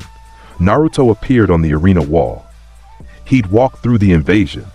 Literally walked. Sound Ninja had attacked him in the corridors beneath the stadium. He dealt with them the way someone deals with insects, absently, without breaking stride. 3 were unconscious in a hallway. 2 were embedded in a wall. One had tried a wind jutsu and watched it dissipate against Naruto's body like a breeze against a cliff. He looked down at Gaara, at the half-formed beast of sand and madness. "What a mess," he said. He jumped down into the arena. Gaara's remaining human eye, wild, bloodshot, ringed with dark circles from a lifetime without sleep, locked onto Naruto. The sand arm swung. A claw the size of a wagon carved through the air. Naruto caught it with Mjolnir. The hammer met the sand claw and the sand claw lost. The construct exploded. Gaara skidded backwards, sand spraying. The partial transformation destabilized by the force. "You think you're a monster?" Naruto said, walking forward through the falling sand. "You're a child throwing a tantrum."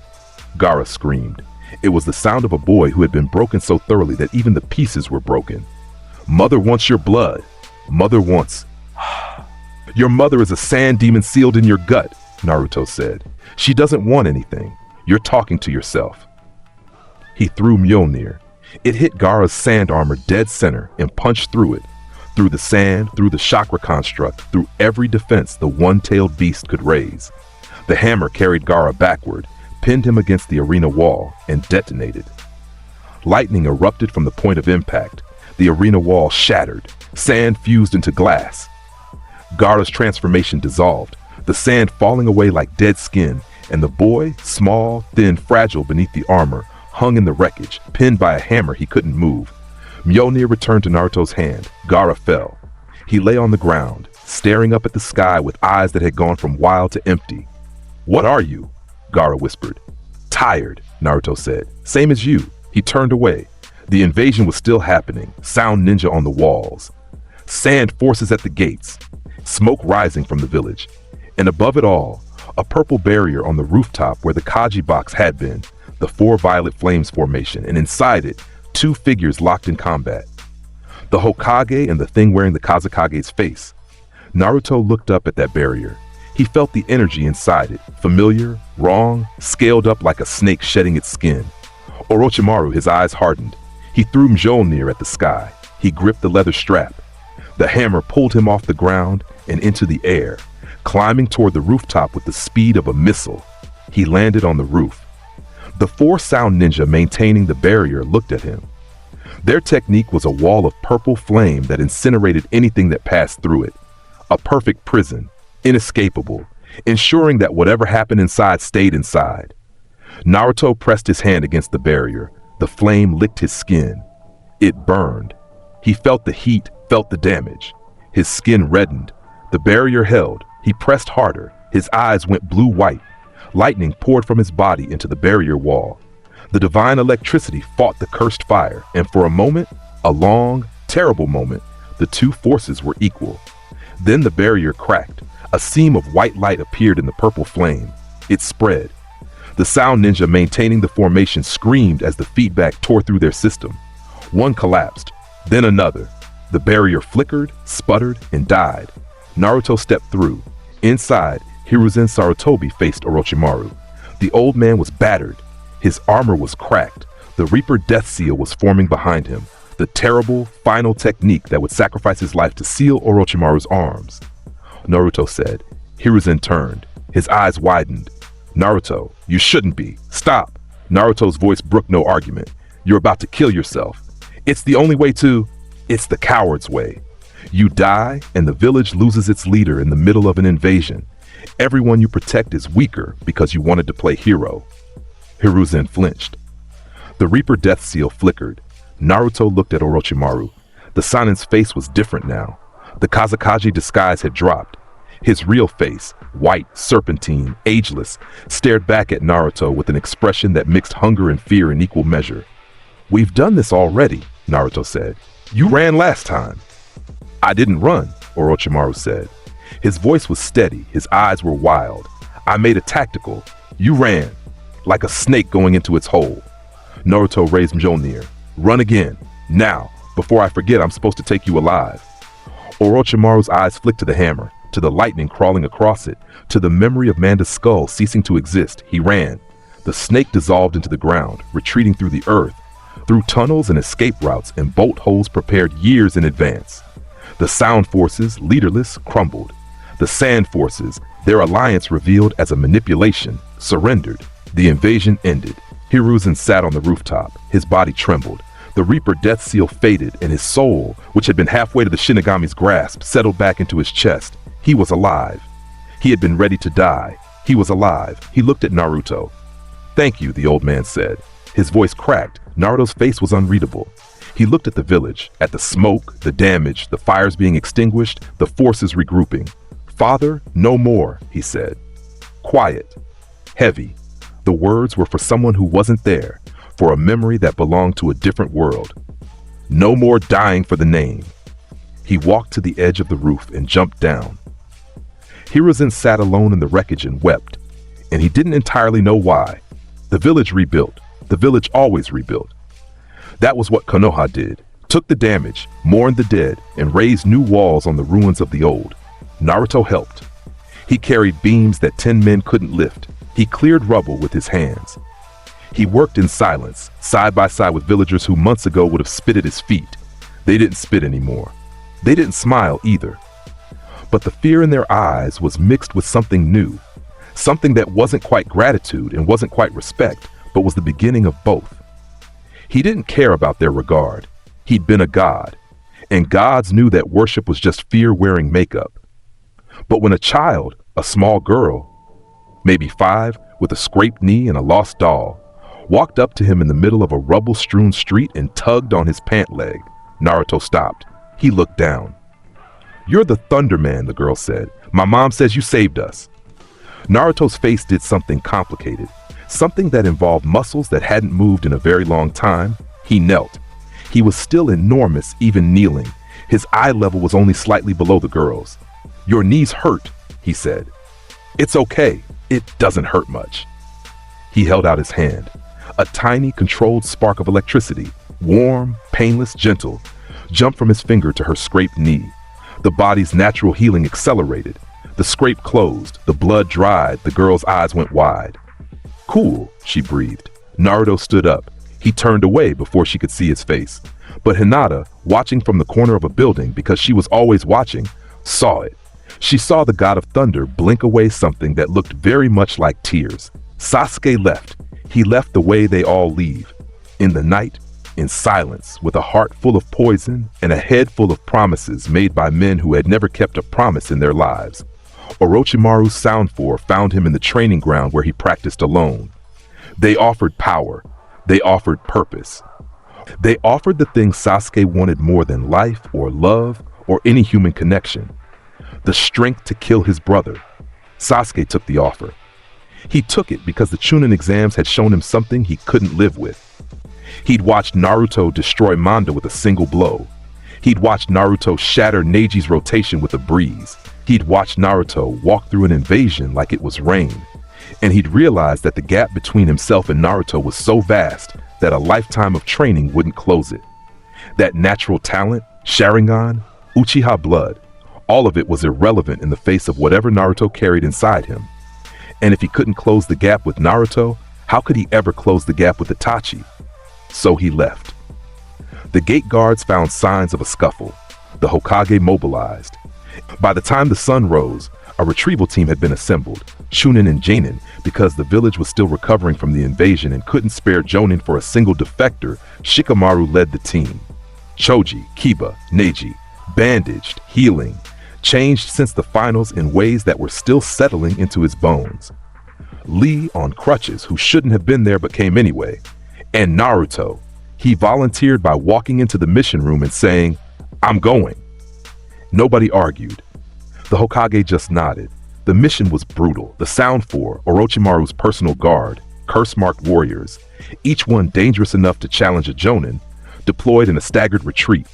One by one, members of the retrieval team peeled off to fight. Choji stayed to fight Jirobo. Neji stayed to fight Kidomaru. Kiba stayed to fight Sakon and Ukon. Lee arrived to back him up. Naruto kept going. He ran through the forest with Shikamaru at his side, and the shadow user, genius, lazy, perceptive, watched Naruto move and saw something he'd never seen in a person before. Certainty. Absolute bedrock, unshakable certainty. Naruto moved through the forest with the focus of a natural disaster following its path. There was no hesitation, no doubt, no questioning. "You know you can't bring him back if he doesn't want to come," Shikamaru said. "I know." "Then why?" "Because I've watched people sell their souls for power. I know how that story ends. Every version. Every time." Naruto's eyes were fixed on the trail ahead. He'll come back, conscious or otherwise. Shikamaru looked at him for a long moment. Then he nodded. "I'll slow down the last one," Shikamaru said. "You go ahead." They separated. Shikamaru engaged Tayuya of the Sound Four with shadow possession and strategic brilliance. Naruto ran alone. He followed the trail to the Valley of the End. The valley opened before him like a wound in the earth. Two statues, Hashirama Senju and Madara Uchiha, stood on opposite sides of an enormous waterfall. Their stone hands locked in a seal of combat that had lasted longer than the men themselves.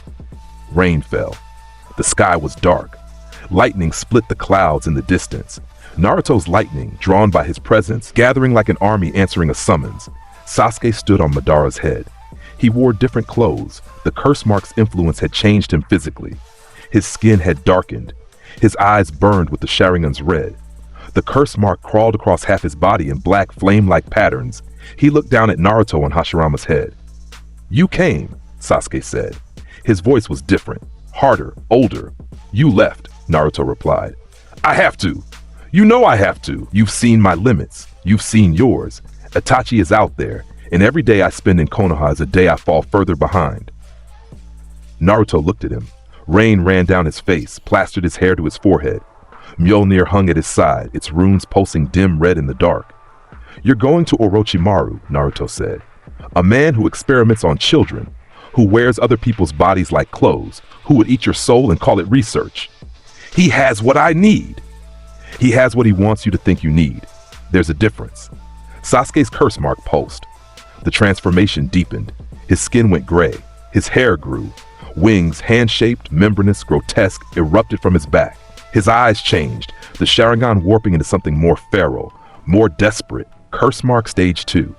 "You can't understand," Sasuke said, and his voice had a rasp now, an edge of something inhuman. "You were born with power.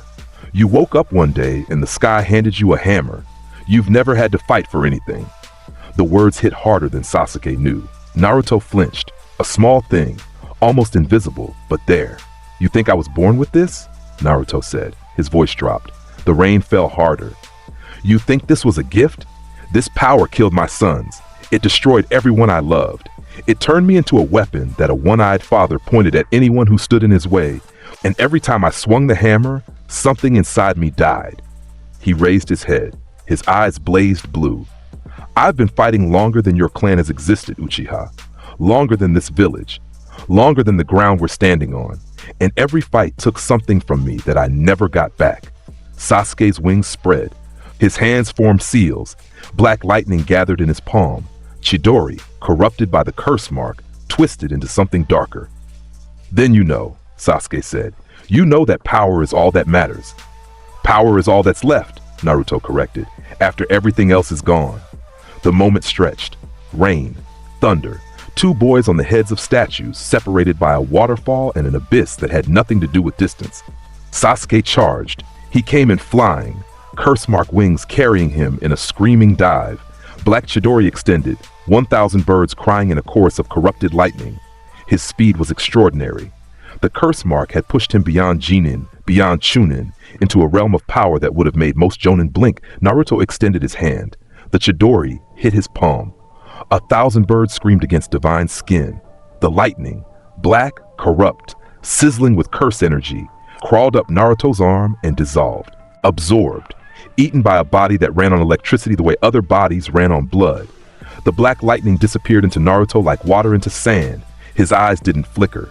Sasuke stared. His Chidori, his best technique, amplified by the curse mark, enhanced by hate and desperation, and every sleepless night spent reliving the massacre, was gone. Absorbed without effort, dismissed without comment. "You're a fool," Naruto said, and his voice was quiet, and in the quiet was something worse than anger, something that sounded like grief. He held Sasuke's wrist. The boy struggled, pulled, the curse mark wings beat. His free hand clawed at Naruto's grip. Useless. He might as well have been trying to pull his arm from a mountain. "I know what happens when you sell your soul for power," Naruto said. "I lived it. Every victory, every ruin, every face you cannot remember because there were too many." He released Sasuke's wrist. Then he threw a punch. He used his bare fist, his hand, no hammer, no lightning. Just the physical strength of a body that had been forged in the war fires of Asgard and reborn in a world too small to contain it. The punch caught Sasuke in the jaw. A tooth flew. Blood sprayed. The impact was so catastrophic that the sound arrived a full second after the visual, a deep, structural crack that echoed off the valley walls. Sasuke left the ground. He didn't fly. He was launched, like a stone from a sling, his body describing a flat arc through the rain. He passed through the waterfall. The water parted around him in a momentary tunnel. He hit the statue of Madara on the far side. The statue's head exploded.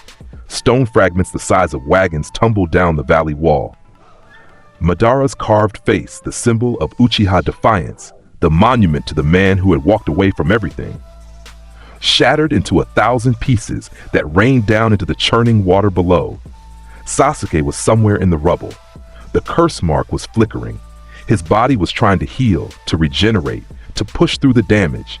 But the force that had hit him wasn't chakra. It wasn't natural.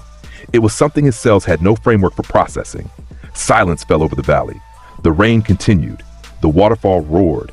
The ruins of Madara's statue settled. "I say, when we're done," Naruto's voice cut through the silence like a blade through fog.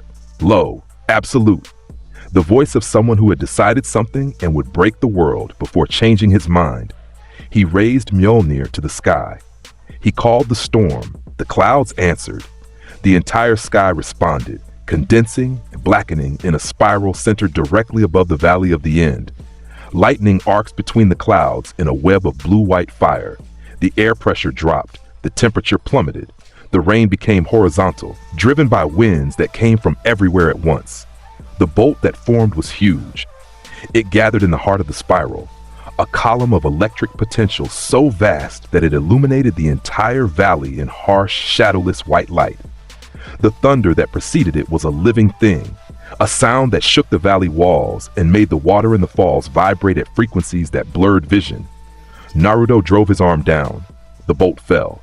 It hit the valley like the fist of a god. It struck where Sasuke lay in the rubble, and everything within 100 yards of the impact point was transformed. Stone to slag, water to steam, earth to glass.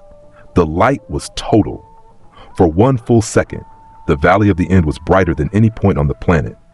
When it cleared, when the afterimage faded and the smoke began to rise and the thunder rolled away into the distance, the valley was different. Both statues were gone. Hashirama and Madara reduced to stumps of melted rock. The waterfall ran black with churned earth and dissolved stone. The valley floor was a smoking bowl of fused glass and cooling stone. Sasuke lay in the center, unconscious, alive. The curse mark had retreated fully. His body had returned to normal. Human, small, fragile. A boy, just a boy. His clothes were shredded. His skin was burned in places and healing in others. His chest rose and fell with the slow, steady rhythm of deep unconsciousness. Naruto stood over him. The rain was easing. The storm was dissipating. The clouds were thinning, letting pale gray light filter through. Naruto looked at his hand. He pressed two fingers together and a small spark of electricity crackled between them. He watched it for a moment. A tiny thing, a remnant of something vast. What a mess, he said quietly. He reached down. He picked Sasuke up. Careful, despite everything. Gentle, despite the power. He slung the unconscious boy over one shoulder like a sack of grain.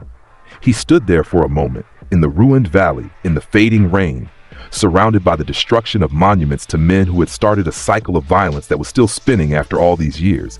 He thought about Odin, about Thor, about fathers and sons and the things we destroy in the name of the things we love. He thought about Hinata's voice saying, "You're a good person, Naruto." He thought about the girl with the scraped knee.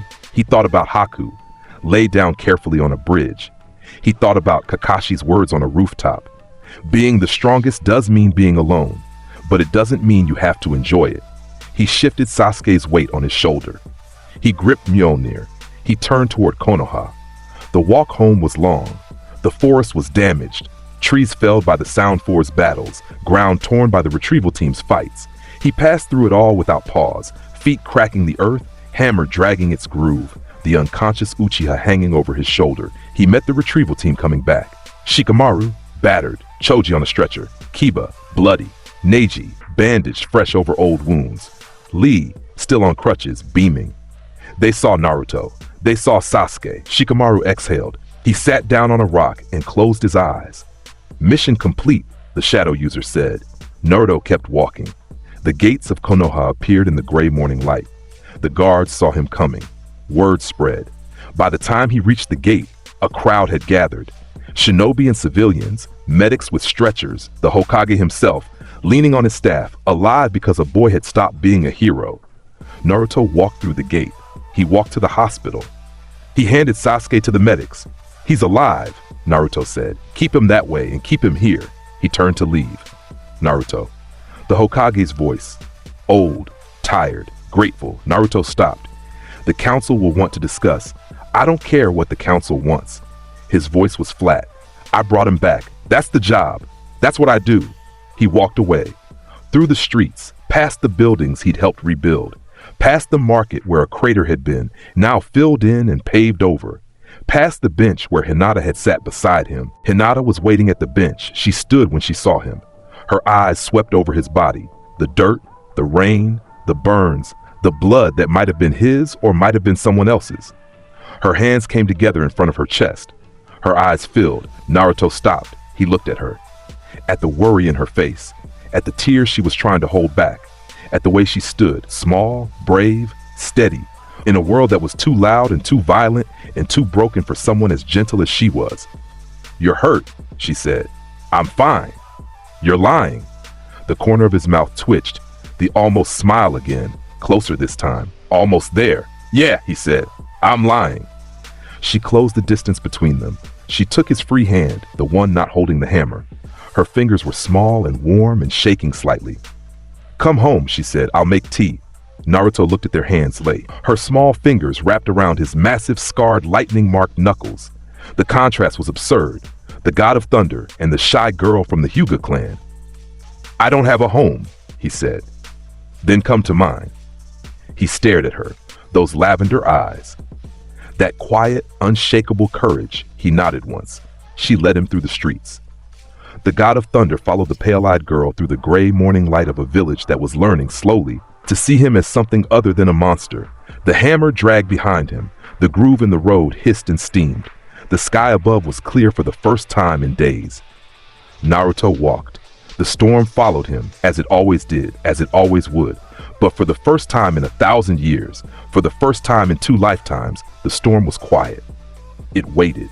He had told the Hokage what he was. A weapon, a destroyer, a monster the village kept locked up and pointed at its enemies. He believed it. He believed it for so long that it had calcified into identity, become the bedrock of his self-understanding, the foundation on which Thor's grief and Naruto's isolation had built a fortress of numbness and endurance and resignation. But Hinata held his hand, and the girl with the scraped knee had called him the Thunder Man, and Zabuza had told him to find a purpose, and Kakashi had said he didn't have to enjoy being alone, and Inari had cried when he left. Maybe the fortress had cracks. Maybe the storm could learn to be something else. Or maybe he was just tired, and the morning was gray, and a girl was leading him somewhere warm. And for now, just for now, that was enough. He walked. The hammer dragged. The groove smoked. The sun rose behind the clouds and painted the village in pale gold. A reluctant enforcer, a destroyer disguised as a protector. A god of thunder who never asked to be born into a world this small. He walked, and the storm followed him home.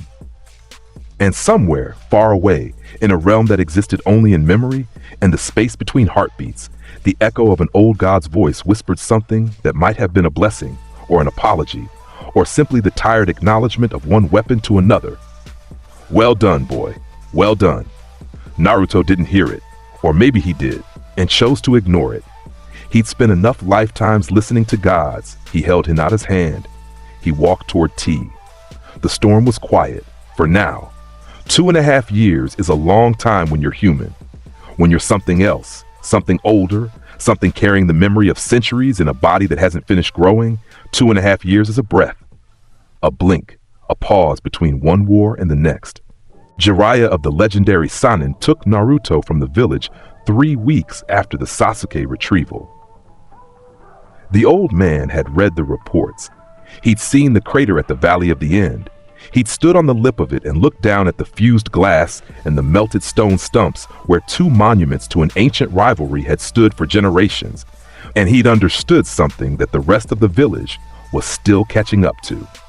The boy needed someone who wouldn't break when the lightning came. Jiraiya flinched exactly once. On the 3rd day of their journey, in a mountain pass north of the Land of Fire, Naruto threw Mjolnir at a cliff face to clear a rock slide. The hammer punched through 40 feet of solid granite and came out the other side trailing a plume of pulverized stone that hung in the air like a white curtain. The mountain groaned. A new pass opened where none had existed. Jiraiya watched the hammer arc back to Naruto's hand. He watched the boy catch it without looking, the way someone catches a set of keys tossed across a room. The old sage sat down on a boulder, pulled out his flask, and took a very long drink. "So," Jiraiya said, "when you say you're the god of thunder, I mean it, right?" Another drink. "This is going to be an interesting trip." It was. They traveled to places that had no names on any map, mountain temples where monks meditated on the nature of storms and looked at Naruto like they'd been expecting him. coastlines where the ocean met the sky in a gray line that went on forever, and Naruto stood in the surf with Mjolnir raised and called lightning until the horizon burned white. Training grounds in dead countries where the earth was already scorched and the air already tasted like ozone, and nothing Naruto did could make them worse. Jiraiya taught him what he could. Sage mode, the art of drawing natural energy from the world and merging it with the body. Naruto learned it in 4 days. The toads at Mount Myoku watched him sit on the oil stone and absorb nature energy with the ease of a river accepting rain. His body was already attuned to forces larger than chakra. Natural energy was a tributary feeding into an ocean. He used Sage mode once, experimentally, layered over his divine power. The result cracked the oil stone in half and sent the elder toads scrambling. "Too much," Fukasaku had said, pressing a webbed hand against his chest. "The boy has too much of everything." Jiraiya taught him sealing. Naruto already understood seals. Thor had known runes, and runes were just seals written in a different language. The Uzumaki blood in his veins sang when he held a brush. He learned Fuinjutsu the way a musician learns a new instrument when they've already mastered 12. But the real training had nothing to do with jutsu. It happened at night, around campfires, in the silences between lessons. Jiraiya talked. He told stories about Minato, about the fourth Hokage, the Yellow Flash, the man who had sealed the Nine Tails into his own son and died smiling. Naruto listened. He'd known on some level since the memories came. The fourth Hokage's face on the mountain, the resemblance, the timing, the way the Hokage looked at him sometimes, with guilt so heavy it bent the old man's spine. Hearing it from Jiraiya made it real. His father had sealed a demon inside him and died. His mother had held the demon at bay with chains of chakra and died. They'd both chosen to sacrifice themselves, to sacrifice him, for the village, for the greater good. Naruto sat by the fire and listened, and the fire dimmed, and the sky darkened, and thunder rolled across mountains that had been clear and calm an hour before. "They loved you," Jiraiya said, and his voice was careful, the voice of a man handling something fragile. "More than anything, the sealing, it was the only way." "There's always another way," Naruto said. His voice was flat, dead. "People say there's only one way when they've already decided what they want to do and need a reason that sounds good." Jiraiya opened his mouth. "I've had a father before," Naruto said. "He had one eye and he saw everything, and every decision he made was the only way, and every sacrifice was necessary, and every child he used was loved. The fire went out, snuffed. The embers didn't even glow. I know what that love looks like from the receiving end." Jiraiya said nothing for a long time. "You're not wrong," the old man said finally. "But you're not completely right either, and one day, the difference is going to matter." Naruto stared at the dead fire. The cold pressed in. "Maybe," he said. He relit the fire with a snap of his fingers, a tiny arc of lightning jumping from his thumb to the kindling. The flames rose. The warmth returned. They sat in it. Two damaged men separated by age and species and the definition of what it meant to be human, sharing a fire in a world that kept asking them to burn. Naruto grew during the training trip. Physically, the change was staggering. At 12, he'd been large. At 15, nearly 16, he was enormous, 6'4" and still growing. Shoulders wide enough to fill a doorway. Arms that looked like they'd been carved from stone and wrapped in skin that hummed with permanent static charge. His jaw had squared. His face had hardened. The baby fat was gone, replaced by angles and planes and the kind of bone structure that belonged on statues. His hair was longer, wilder. It moved on its own sometimes, stirred by electricity that had nothing to do with the wind. His eyes were the same impossible blue, old, tired, carrying a weight that made people look away. But there was something new in them now. A steadiness, a control. The storm hadn't gotten smaller, it had gotten quieter. And quiet storms are the ones that kill. Konoha's gates appeared on a morning in early spring. Cherry blossoms drifted across the road. The sun was warm. The guards at the gate looked up from their posts and saw two figures approaching, one tall and white-haired with a confident stride, the other taller, broader, darker, carrying a hammer on his shoulder that left a faint smell of ozone in the air. The guards recognized Jiraiya first. Then they looked at the figure beside him, and their brains tried to match what they were seeing with what they remembered. and the match failed. "That's the Uzumaki kid?" one guard whispered. "That's the god of thunder," the other corrected. They stood a little straighter as he passed. Naruto walked through the village. The streets had been repaired since the invasion. New buildings stood where old ones had fallen. The market district hummed with commerce. Children played in the park. People stared. People always stared. But the quality of the stares had changed.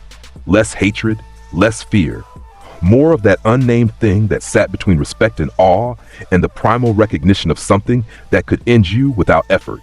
Naruto ignored them all. He walked with his eyes forward and his hammer on his shoulder, and the same expression he always wore, flat, heavy, somewhere between boredom and exhaustion. Kakashi found him first. The Jonin appeared on a rooftop to his left, silver hair catching the sunlight, orange book in hand. He looked down at Naruto. His one visible eye widened slightly. "You got bigger," Kakashi said. "You got older." Rude. But Kakashi's eye was doing the thing it did when it was smiling. And beneath the mask, the smile was genuine. "Welcome home." "Home," Naruto repeated. The word sat in his mouth like a stone. He let it sit. "Yeah." He kept walking. Kakashi fell into step beside him, and for a moment it was almost normal, a teacher and his student, walking through the village on a spring morning. If you ignored the hammer, if you ignored the way the ground trembled slightly with each of Naruto's footsteps, if you ignored the cloud that had followed him through the gates and now hung over the village like a loyal dog, he found her at the bench. The same bench. Their bench. The one near the training grounds where she'd sat beside him years ago and told him he looked tired and alone and been right about both. Hinata stood when she saw him. Her hands came together in front of her chest. Her eyes, lavender, clear, steady, went wide. She changed too. Taller. Her hair was longer, falling past her shoulders in a dark curtain. The softness of childhood had given way to something quieter, stronger. She held herself differently. The constant trembling was gone. In its place was a stillness that reminded Naruto, with a pang that caught him off guard, of the way warriors stood when they'd found their footing. She looked at him. All of him. The size, the scars, the static crawling across his knuckles, the hammer, the eyes. "You're back," she said. "You're bigger." "Yeah." "Are you still tired?" The question hit him somewhere under the armor, under the divine durability and the godly strength and the centuries of grief. It hit the part of him that was still, despite everything, a boy who had been alone in a village that wanted him dead. "Yeah," he said. Quieter this time. Hinata crossed the distance between them. She was a foot shorter than him now. She had to tilt her head back to look at his face. She reached up and put her hand on his cheek. Her fingers were warm. They pressed against skin that had taken direct hits from S-rank jutsu without marking, and they left more of an impression than any of them. "Then sit down," she said. "I'll make tea." He sat. Mjolnir clanked against the bench. The wood groaned but held. She went to make tea. Naruto sat on the bench and looked at the sky. The cloud above him thinned. Sunlight broke through, warm and gold. Jiraiya, watching from a rooftop 2 blocks away, lowered his spy telescope and wiped his eye. "That's my boy," the old sage muttered. The peace lasted 11 days. On the 12th day, a hawk arrived at the Hokage's office carrying a message sealed with the symbol of the hidden sand. The message was 3 words long. Gaara has fallen. Naruto was in the Hokage's office when the report came. He'd been summoned for a mission briefing. Standard procedure, reintegration after a long absence. Tsunade sat behind the desk now. The 5th Hokage, blonde, sharp-eyed, hiding a century of grief behind a face that looked 30 and a temper that could crack foundations. She read the message. Her face went white. "Akatsuki," she said. "They've taken the Kazekage." Naruto's hand tightened on Mjolnir's handle. The runes flared. A faint crack appeared in the floorboard beneath his feet. Gaara, the boy with the sand, the boy with the demon, the boy who had looked up at the sky from a bridge in Konoha and whispered, "What are you?" and heard, "Tired, same as you." The only other person in this world who understood what it meant to be a weapon carrying a monster. "Where?" Naruto said. "The extraction is happening in the land of rivers, an Akatsuki hideout. They're pulling the one tail from..." Naruto was already at the window. "Naruto, wait, we need a team. We need a plan." "Send a team," he said over his shoulder. "They can catch up." He threw Mjolnir through the window. The glass exploded outward. He gripped the leather strap and the hammer pulled him into the sky. And by the time Tsunade made it to the broken window, he was a dot on the horizon trailing a streak of blue-white lightning. "Shizune," Tsunade said, her voice tight. "Get me Team Kakashi and Team Guy. Now." "Hokage-sama, the window." "Forget the window. Move." Naruto crossed the land of fire in 3 hours. It should have taken 2 days on foot. He flew. The hideout was a massive boulder sealed with a barrier tag. 5 seal barrier, anchored to 5 points across the surrounding landscape. The barrier was designed to keep out armies. It was the kind of seal work that took years to construct and decades to break. Naruto landed in front of it. The impact of his landing cracked the ground in a 10-foot radius. He looked at the boulder. He looked at the barrier seal. He hit it with Mjolnir. The seal held for 1.7 seconds. Then it broke. The barrier shattered like glass, its energy dissipating in a cascade of sparks that rained down around Naruto's shoulders. The boulder behind it cracked down the middle and fell apart in 2 pieces, exposing the cavern behind. Inside, the extraction was underway. Gaara's body hung in the air, suspended by streams of chakra being pulled from him by the Gedo statue. 9 holographic figures stood on the statue's fingers, Akatsuki, their astral projections maintaining the seal. 2 of the figures were physical, present, real. Sasori of the red sand, a puppet master who had turned his own body into a weapon. Over 100 puppets in his arsenal, each one lethal. Some of them the corpses of former Kage, Deidara of the Hidden Rock. An explosives expert whose art was detonation. Clay bombs shaped by mouths in his hands, ranging from small birds to city-leveling masterworks. They looked at Naruto. Naruto looked at Gaara. The Kazekage was pale. His eyes were closed. His breathing was shallow. The extraction was nearly complete. Minutes remained. "Stop that," Naruto said. Deidara grinned. His hands were already molding clay. "Oh, a guest? And a big one. I'll make this art." Naruto threw Mjolnir at the Gedo statue. The hammer crossed the cavern in a heartbeat and hit the statue dead center. The impact blew the extraction apparatus apart. Chakra streams severed. The statue cracked at the base. Gaara's body dropped. Naruto caught Gaara before he hit the ground. The Kazekage weighed nothing in his arms. He was cold. His heartbeat was faint, fluttering like a bird with a broken wing. "Hang on, kid," Naruto said quietly. He set Gaara down against the cavern wall, gentle, the way he'd laid Haku on the bridge years ago. Then he turned around. Deidara was airborne. He'd launched himself on a massive clay bird, rising toward the cavern ceiling, hands already producing a barrage of explosive spiders that scuttled down the walls toward Naruto. Sasori had opened his cloak. Beneath it, the 3rd Kazekage puppet hung from chakra strings, a weapon that could produce iron sand, the most feared technique in the Hidden Sands history. 2 S-rank threats, 1 cavern, 1 god. Naruto cracked his neck. "Don't bore me," he said. Sasori attacked first. The 3rd Kazekage puppet raised its hands and unleashed a torrent of iron sand, black, magnetic, lethal. It shaped itself into spears, into walls, into grinding cubes that could crush a man into paste. Naruto raised his hand. The air around him hummed. An electromagnetic field expanded outward from his body in a sphere, a pulse of divine magnetism so powerful that the iron sand froze in midair. Every grain of it, suspended, held. Sasori's eyes widened behind his puppet face. Naruto clenched his fist. The iron sand compressed. Every grain, every spear, every wall and cube, all of it collapsed inward, crushed into a single ball of dense black metal the size of a fist.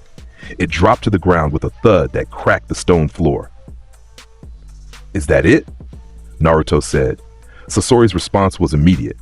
100 puppet scrolls deployed at once. The red secret technique, performance of 100 puppets. 100 human-shaped weapons, each armed with poisoned blades and hidden mechanisms, filling the cavern in a swarm of painted faces and clicking joints. 100 puppets. It was the technique that had conquered a nation. Naruto planted Mjolnir on the ground. He pressed both hands against the hammer's head. He poured everything into it, every volt, every amp, every unit of the divine electricity that lived in his blood and his bones and his breath. The electromagnetic pulse that erupted from Mjolnir was invisible, silent, absolute. It expanded outward in a perfect sphere, moving at the speed of light, passing through every puppet in the cavern. The chakra strings snapped, every single one. 100 puppets collapsed simultaneously, falling to the ground in a cascade of wood and metal and painted faces. They lay in heaps, dead, disconnected, just objects. Sasori stared at his empty hands. The strings that connected him to his weapons were gone, burned out at the source by an electromagnetic event that his puppet body had no defense against. Naruto walked through the field of fallen puppets. His footsteps crunched on broken wood. He reached Sasori and picked the puppet master up by the chest plate. "You turned yourself into a thing," Naruto said. "A tool. A weapon with no one holding it." He looked into the blank, beautiful face of a man who had replaced his own heart with a core of living chakra. "I know what that costs." He drove his fist through Sasori's chest and pulled out the core. The puppet body went limp, the core pulsed weakly in his hand, a cylinder of chakra, the only thing keeping Sasori alive. Naruto looked at it. He could crush it, end it. A twitch of his fingers, he set it on the ground instead. "Someone else can decide what to do with you," he said. "I'm done." Above, Deidara had been watching. The bomber's grin was gone. In its place was something wild and desperate. The expression of an artist who had just watched his partner's masterwork get erased and knew he was next. "C4 Karura!" Deidara screamed. The clay bird beneath him swelled, expanded, bloated into something enormous, filling the upper half of the cavern, and then it detonated. But the explosion was invisible. Nano-sized clay bombs, microscopic, filling the air in an invisible cloud designed to enter the body through the lungs and detonate from the inside out. A technique that killed at the cellular level. Invisible, inescapable. The cloud washed over Naruto. He breathed it in. His body, divine, ancient, built to withstand forces that predated this world, recognized the foreign material immediately. Every cell in his body generated a microcharge, a pulse of electricity at the cellular level, and the nanobombs detonated harmlessly inside him. Millions of tiny explosions absorbed, converted, turned into heat that radiated off his skin in visible waves. Naruto looked up at Deidara. "That almost tickled," he said. He threw Mjolnir. The hammer hit the clay bird, and the detonation was real this time. A shaped charge of divine force that blew the remnants of the bomb apart and caught Deidara in the blast. The bomber tumbled through the air, armless, legless, his remaining clay pouches scattered. Naruto caught the hammer on the return and turned his back on Deidara before the man hit the ground. He went to Gaara. The Kazekage was breathing, barely. The extraction had been interrupted before completion. The one tail was still partially sealed, its chakra flickering inside Gaara's depleted system like a candle in a hurricane. Naruto knelt beside him. He put his hand on Gaara's chest. He felt the heartbeat, weak, irregular, but present. "Wake up," Naruto said. Gaara's eyes opened, green, exhausted, confused. "Uzumaki?" "Yeah, you came for me." "Yeah." Gaara looked at the cavern, at the destroyed puppets, the crumbled statue, the fallen bomber, at the devastation that one person had caused in the time it took a kettle to boil. "Why?" Gaara whispered. Naruto looked at him for a long moment, the same way he'd looked at him on the bridge in Konoha years ago. "Because someone should," he said. He picked Gaara up. He carried the Kazekage out of the cave and into the sunlight, where Team Kakashi and Team Guy were just arriving, out of breath, weapons drawn, ready for a fight that was already over. Kakashi looked at Naruto, at Gaara in his arms, at the demolished hideout behind him. "You started without us," Kakashi said mildly. "You were slow," Kakashi sighed. "Some things don't change." Gaara lived. The Sand Village sent a delegation to thank him.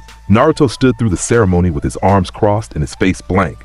And when the Sand Elder offered a formal alliance with the God of Thunder personally, Naruto said, "I'm a person, not a country," and walked away. Behind him, the delegation exchanged glances. They were used to diplomacy. They were used to power politics and leverage and the careful exchange of favors between nations. They had no framework for someone who simply did things because they needed doing and wanted nothing in return. The months that followed moved fast. Akatsuki accelerated its operations. Jinchuriki disappeared across the continent, captured, extracted, killed. The Akatsuki moved like shadows, and every shadow concealed a monster. Naruto hunted them when he could. The organization was smart enough to avoid him directly. His reputation had spread through their ranks like a disease, and the standing order from the leader was simple: avoid the Uzumaki Jinchuriki at all costs. They couldn't always avoid him. He encountered Itachi Uchiha on a road between villages. 3 months after Gaara's rescue, the older Uchiha stood at the edge of a rice paddy, dressed in the Akatsuki cloak, Sharingan eyes spinning slowly. He was alone.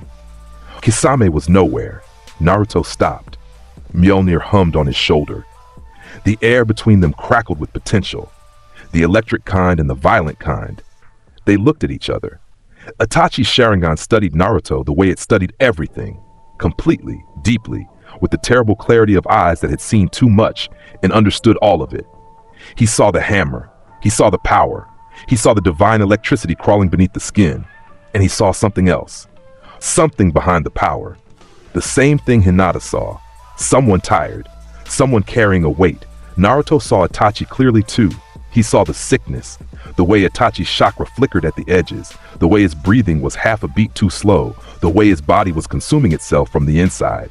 He saw the sacrifice written into every line of the man's face. Another weapon, another son used by a father. Another person reduced to their worst act and forced to live inside it. "You're dying," Naruto said. "Yes," Itachi said. "Does he know?" The question needed no clarification. They both knew who he was. "He will," Itachi said, "when it's time." Naruto watched the older Uchiha for a long moment. The wind stirred the rice paddy. Clouds drifted. "You could stop," Naruto said.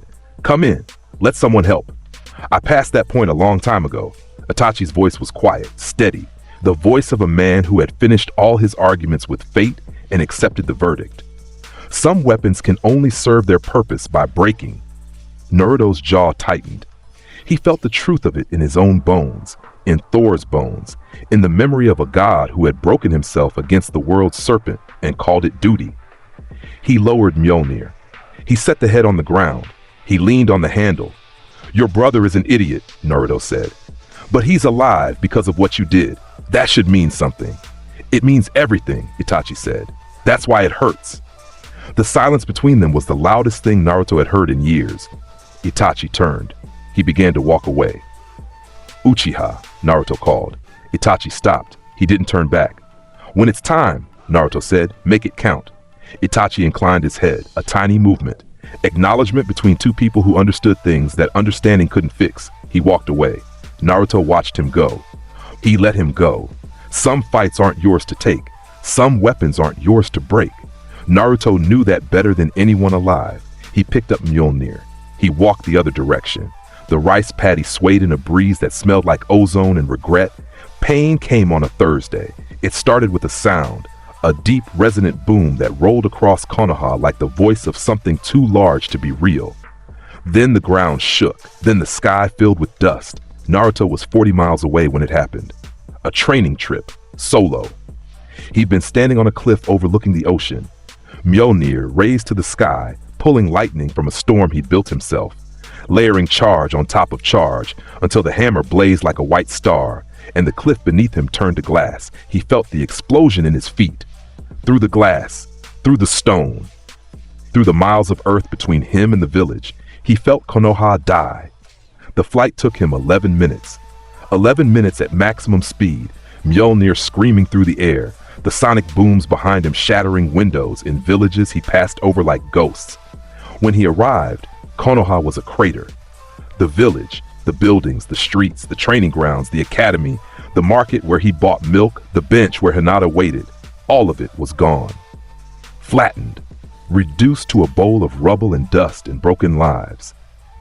The Hokage mountain still stood, its faces cracked and bleeding stone dust, looking down on the destruction with expressions that seemed for the first time to be grieving. Naruto landed at the edge of the crater. His feet hit the ground and the impact sent cracks radiating outward for 20 yards. He looked at the destruction. His face was stone. "What a mess," he said. His voice was empty. Then he started walking. He found survivors, hundreds of them, dragged from the rubble by emergency teams, laid out in rows on the untouched ground beyond the blast radius. Broken bones, crushed lungs, crying children, old men staring at nothing. He found Kakashi. The Jonin was unconscious, breathing shallow, his chakra depleted to nearly nothing. Something had pushed him beyond his limits. He found Sakura, healing people with glowing green hands and tears running down her face. He found Tsunade, collapsed, her stored chakra spent, Her body aged decades in minutes from the effort of shielding the population with her summon. And he found Hinata. She was lying on a stretcher near the medical tents, bandaged, her left arm splinted, bruises across her face and neck, a wound in her side that had been stitched shut but still leaked red through the white gauze. A medic was talking to someone nearby. Naruto heard the words without trying to hear them. Threw herself at the main body, the pain with the gravity techniques. She went in alone, bought time for the evacuation team. Naruto stood over her stretcher. He looked down at her face, at the bruises, at the blood. Something moved inside him. Deep, below the divine power and the godly durability and the centuries of memory.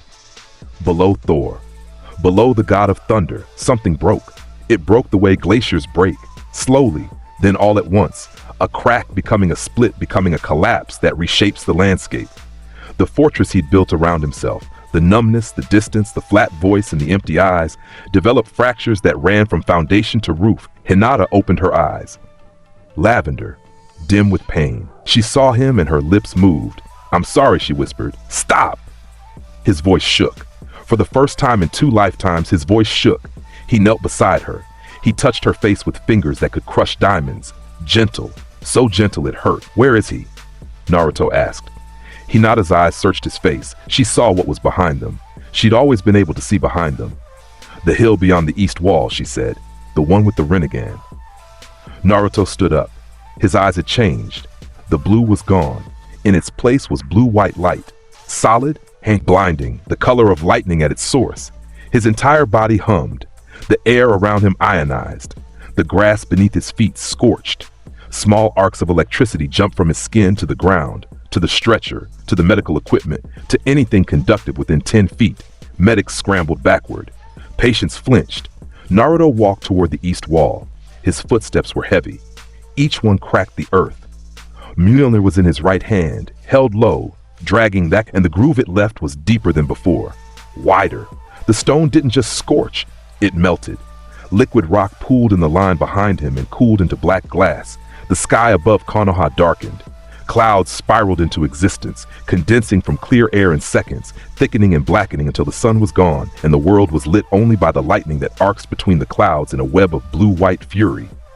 Rain fell, hard, driving, horizontal. Thunder rolled, once, twice, continuous. A sound like the heartbeat of something ancient and very, very angry. The 6 paths of pain were waiting. They stood in a line on the ruined hillside beyond the eastern wall. 6 bodies, 6 sets of Rinnegan eyes, 6 weapons controlled by a single will from miles away. Each one a dead person, reanimated and repurposed, stuffed full of black rods and given the power of a god. The Deva path stood in the center, the one that had leveled the village, the one with the gravity. The orange hair and the piercings and the flat, dead expression of a puppet that thought it was a messiah. Naruto stopped 50 feet away. The Deva path spoke. Nagato's voice, filtered through a corpse, carrying the particular conviction of someone who has suffered enough to believe their suffering gives them the right to inflict it on others. Uzumaki Naruto. The 9 tails Jinchuriki. I. Stop talking. The words landed like a hammer strike. The Deva path actually paused. Naruto raised his head. His eyes burned white gold. His aura had shifted. The normal blue lightning was gone, replaced by something hotter, denser, more absolute. A nimbus of white gold electricity surrounded his body, tight and close, like a second skin made of fire. His hair stood straight up, wreathed in plasma. The rain evaporated before it touched him, turning to steam in a halo around his body. Berserker, he moved. The animal path was first. It opened its mouth to summon, and Naruto was already there. The distance closed in a step that broke the sound barrier. He drove Mjolnir into the animal path's chest with an uppercut that launched the body straight up. It rose 50 feet, 100, 200. Lightning from the storm above found it on the way up. 3 bolts, simultaneous, converging on the body at the apex of its flight. The corpse detonated. Pieces rained down. The Preta path lunged. Its hands extended. The ability to absorb chakra, to drain any technique, any energy, any power that was based on chakra. Naruto's power was based on something older. The Preta path's hands touched his shoulder. The absorption technique activated. For 1 second it worked. Chakra flowed from Naruto into the path. draining, siphoning. Then the divine electricity followed the chakra. The Pretapath's eyes went wide. Its body locked rigid. The absorption technique couldn't filter, couldn't separate the chakra from the lightning, the mortal energy from the divine. Electricity poured into the corpse in a torrent that overloaded every black rod, every Rinnegan transmitter, every reanimated nerve. The body glowed. Then it burst, 2 down. The Ashura Path reconfigured. Its arms split open, revealing missile launchers, laser cannons, arsenal crammed into a human frame. It fired everything at once, a barrage of guided projectiles and concentrated chakra beams. Naruto walked through it. The missiles hit him and detonated against his skin.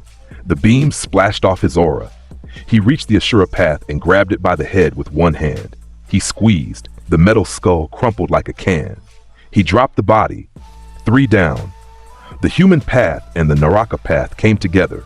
The human path reached for his head. The soul reading technique, the ability to rip a person's spirit from their body through physical contact. Its hand touched Naruto's forehead. It pulled. His soul didn't budge. The human path pulled harder. Its Rinnegan eyes bulged with effort. It was trying to move a soul that had lived for a millennium, that had died and been reborn, that had survived Ragnarok and the death of worlds. "You think you can pull me?" Naruto said. His voice was barely audible over the storm. "I've held my ground against the end of everything." He head-butted the human path.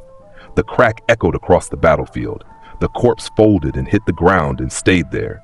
The Naraka path tried to retreat. Naruto threw Mjolnir. The hammer caught the path in the sternum and carried it backward, pinning it to the hillside and discharging enough lightning to turn the surrounding dirt to glass. 5 down. The Deva path stood alone. It raised its hand. Shinra Tensei. The gravity pulse erupted outward, the same technique that had leveled Konoha, a wall of repulsive force designed to destroy everything in its path, to flatten cities, to reduce the world to rubble. It hit Naruto. He felt it. He felt the force push against him, millions of tons of pressure, enough to shove a mountain. His feet slid backward. An inch, 2 inches. The ground behind him cracked in parallel lines from the friction of his boots. He stopped sliding. He leaned into it. His legs braced, his muscles corded. His aura flared so bright that the Deva Path's shadow stretched 100 feet behind it. The gravity technique broke around him. The force diverted, splitting, going around his body the way a river goes around a boulder. The hillside behind him tore apart. Trees were ripped from the ground. Boulders were flung into the sky. The landscape for 100 yards behind him was destroyed. He stood in the center of it, immovable. "Is that it?" Naruto said. The Deva Path's expression changed. For the first time, something crossed those Rinnegan eyes that looked like recognition. The recognition of something beyond its maker's calculations. Naruto charged. 2 steps. The ground cratered under each one. He crossed the gap between them in a heartbeat. He grabbed the Deva Path by the throat. He lifted it off the ground. One hand.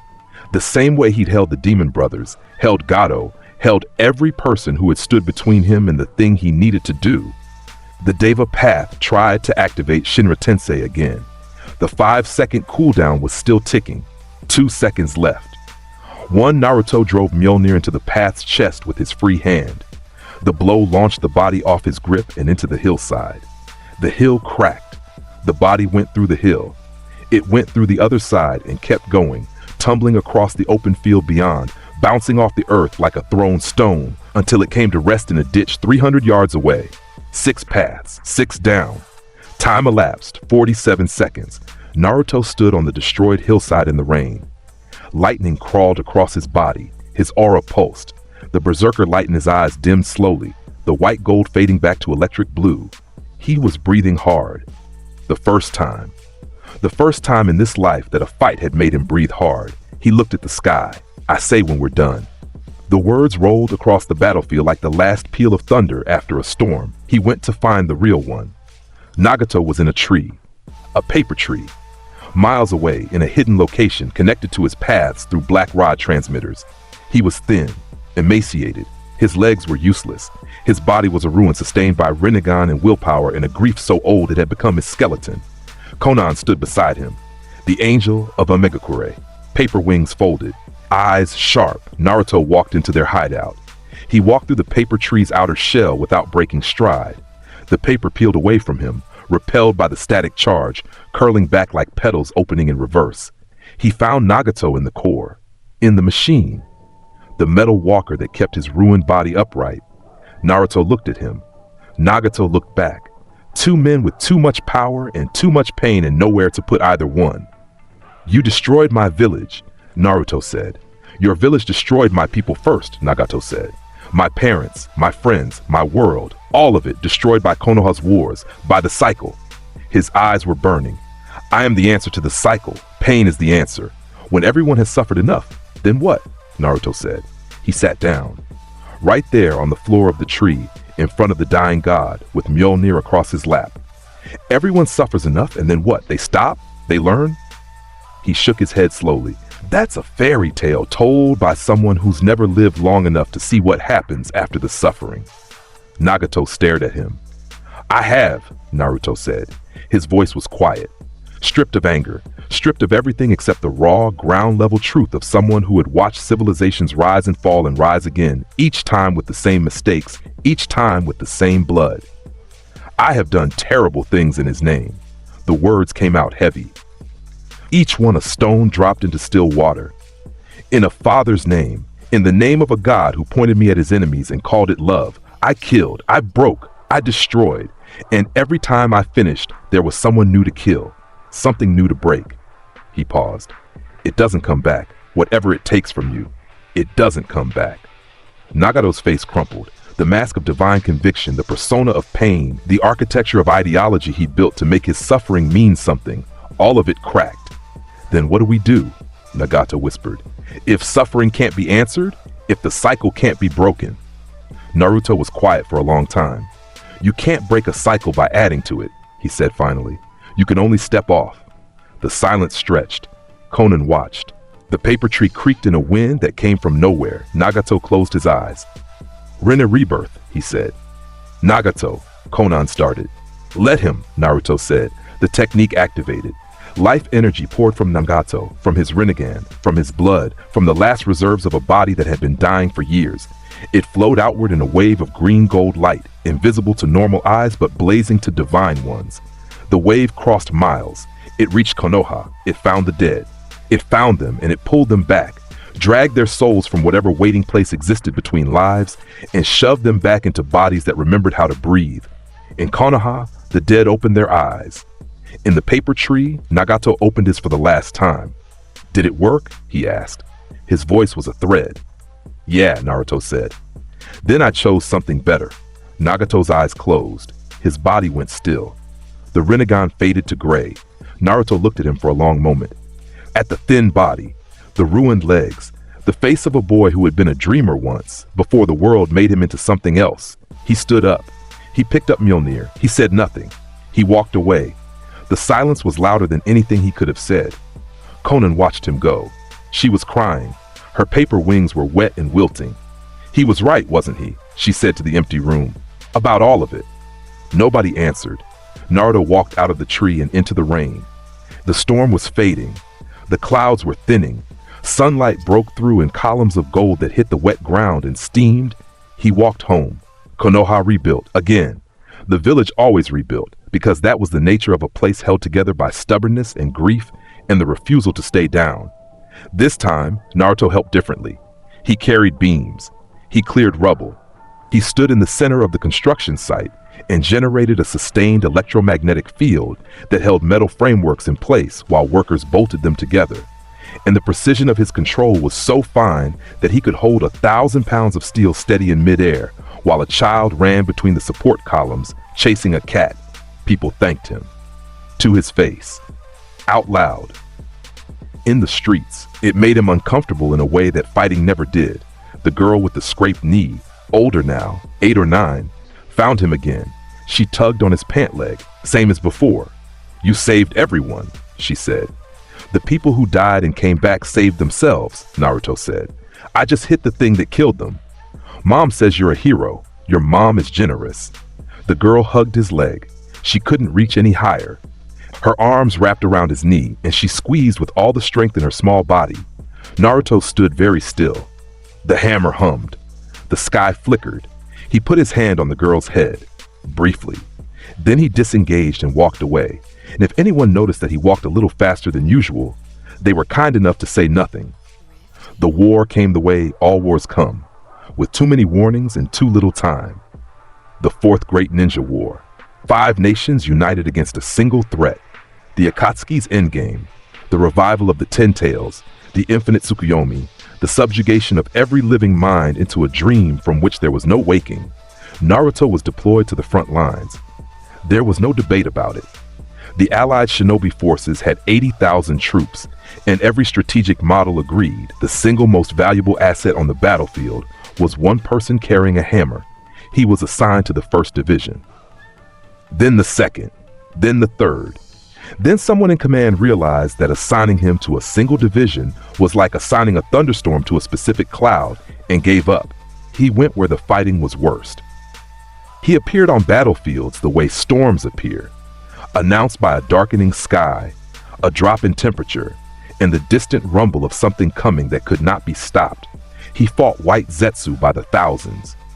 He threw Mjolnir through their ranks, and the hammer carved corridors of destruction through their numbers, bouncing from body to body, each impact producing a shockwave that flattened everything within 20 feet, returning to his hand only to be thrown again.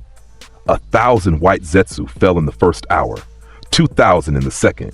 He fought reanimated legends. The Edo Tensei army, dead shinobi brought back by Kabuto's technique, each one as powerful as they'd been in life, each one immortal, regenerating, unable to die. Naruto broke them. Over and over. He couldn't kill them permanently, but he could destroy their bodies so completely that the regeneration took minutes instead of seconds. And minutes was enough time for the sealing teams to do their work. He fought the 2nd Tsuchikage and shattered Mu's invisibility with a localized EMP that disrupted the man's dust particle technique. He fought the 3rd Raikage, a man famous for being the strongest shield and the strongest spear, and punched him so hard that the reanimated body's regeneration faltered for 8 full seconds. Long enough for the sealing team to close, he moved across the battlefield like weather, like judgment. The Allied shinobi forces watched him and felt something they hadn't felt since the war started. Hope. Dangerous. Fragile. Real. And then Madara Uchiha descended from the sky. The reanimation was perfect. Kabuto's masterwork.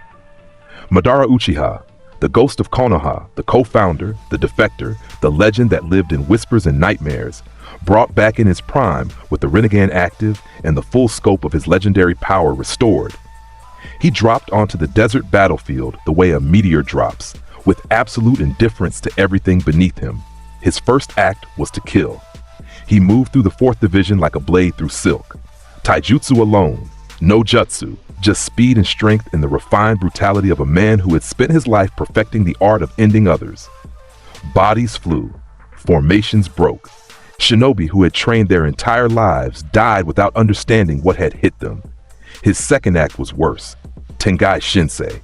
Madara raised his hands to the sky. The earth trembled. The air changed. Every sensor on the battlefield felt something wrong. A disturbance in gravity, in mass, in the fundamental fabric of what existed above them. The first meteor appeared in the sky. It was massive, mountain-sized, a rock torn from the orbit of the world itself and pulled down by the power of the Rinnegan. It entered the atmosphere in a corona of fire, trailing a plume of superheated gas that darkened the sky. The shadow it cast covered the desert floor for miles. People looked up. 80,000 people looked up and saw death falling toward them. Panic, screaming, the kind of primal, bone-deep terror that no amount of training can prepare a person for, because training assumes a world that follows rules, and a mountain falling from the sky does not follow rules. The Tsuchikage, Onoki, old, small, with the power to make heavy things light, flew toward the meteor. He raised his hands. He poured everything he had into lightening the rock, reducing its mass, slowing its descent. It slowed. Fractionally. The old man strained. His back, already broken once in his lifetime, screamed. It wasn't enough. The meteor was too big, too heavy, too much, and behind it, falling in its shadow, hidden by its bulk, the second meteor appeared. Madara stood on the battlefield and smiled, the smile of a man who has already won and is simply waiting for reality to catch up. The first meteor hit. The impact was beyond description. The desert floor buckled. A shockwave expanded outward at the speed of sound. A wall of compressed air and pulverized stone that hit the Allied forces like the fist of a god. Bodies were thrown. Tents vaporized. The dust cloud that erupted from the impact swallowed the world. Hundreds died in the first second. Hundreds more in the seconds that followed. The ground itself broke, fissures radiating outward from the impact site, the earth cracking open like dry clay. And the second meteor was still falling. It cleared the dust cloud. It filled the sky. It was bigger than the first, faster, falling in a terminal trajectory that would hit the exact center of the Allied forces' position. Thousands of people on the ground. Thousands of people who had come to fight a war and were about to die under a rock. Certain death. Then the sky split. A bolt of lightning, blue-white, impossibly bright, rose from the ground. It didn't fall from the clouds. It rose, straight up like a pillar, like a beam, like the rage of something ancient pointed at the heavens and fired. Naruto rose with it. He'd been on the far edge of the battlefield when the first meteor hit. The shockwave had pushed him back. The dust cloud had covered him. And in the dust, in the darkness, in the moment between the first impact and the second meteor's descent, he'd made a decision. He threw Mjolnir. The hammer left his hand and screamed upward. A streak of dark iron and blue-white fire that punched through the dust cloud and kept climbing. He charged it. He poured everything into it. Every volt of divine electricity, every ounce of the storm that lived in his blood. The runes blazed. The hammer became a star. It hit the first meteor while the rock was still settling. It hit the mountain of stone at its center of mass with the full concentrated force of a god's rage, and the meteor shattered. The rock didn't break into pieces, it disintegrated.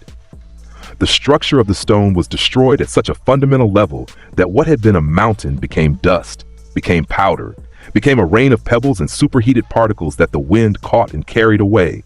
The explosion was visible from the coast. A dome of white light that expanded and faded, leaving a clear sky where a mountain had been. Mjolnir arced. It turned. It screamed back toward Naruto's hand, but the second meteor was already there. Lower. Faster. Filling the sky. Naruto caught the hammer. He crouched.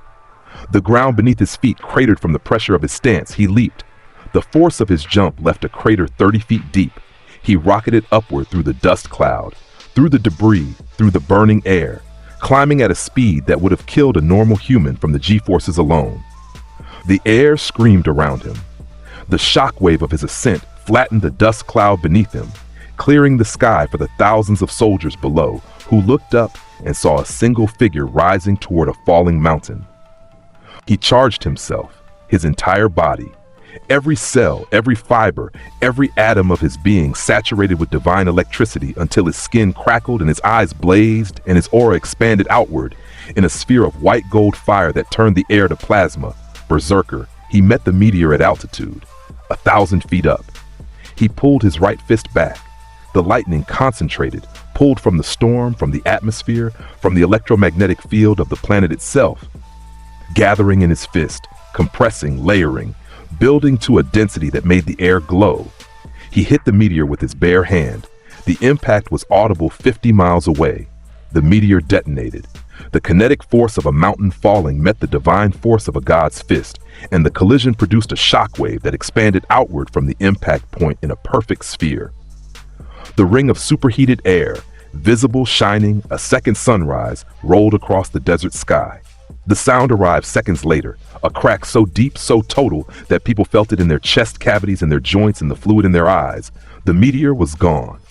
Where it had been, there was sky. Clear. Blue. Empty. Pebbles rained down. Tiny fragments, no bigger than grains of sand, drifting earthward in a glittering curtain that caught the light and scattered it into rainbows. Naruto dropped. He fell from 1,000 feet. He let himself fall. Arms out, hammer in his right hand, aura fading, the berserker light dimming to his normal electric blue.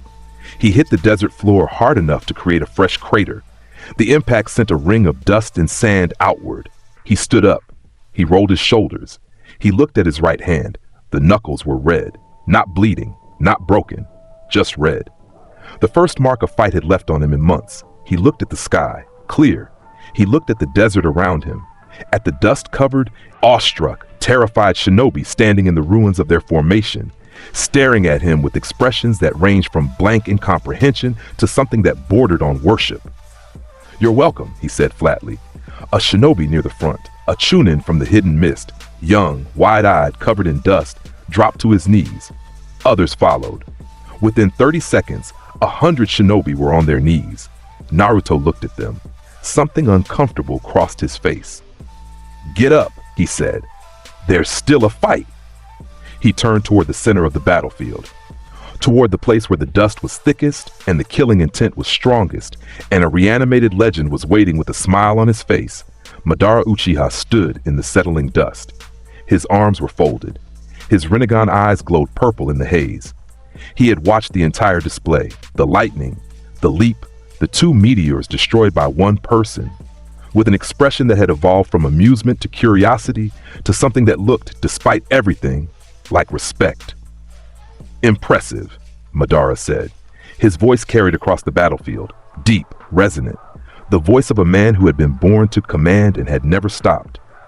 "Most impressive. I expected to end this battle in a single stroke. You've made it interesting." Naruto walked toward him. Each foot left a shallow crater. Mjolnir hummed on his shoulder. "You talk too much," Naruto said. Madara's smile widened. "And you look like something that doesn't belong here." "I get that a lot." They stood 30 feet apart.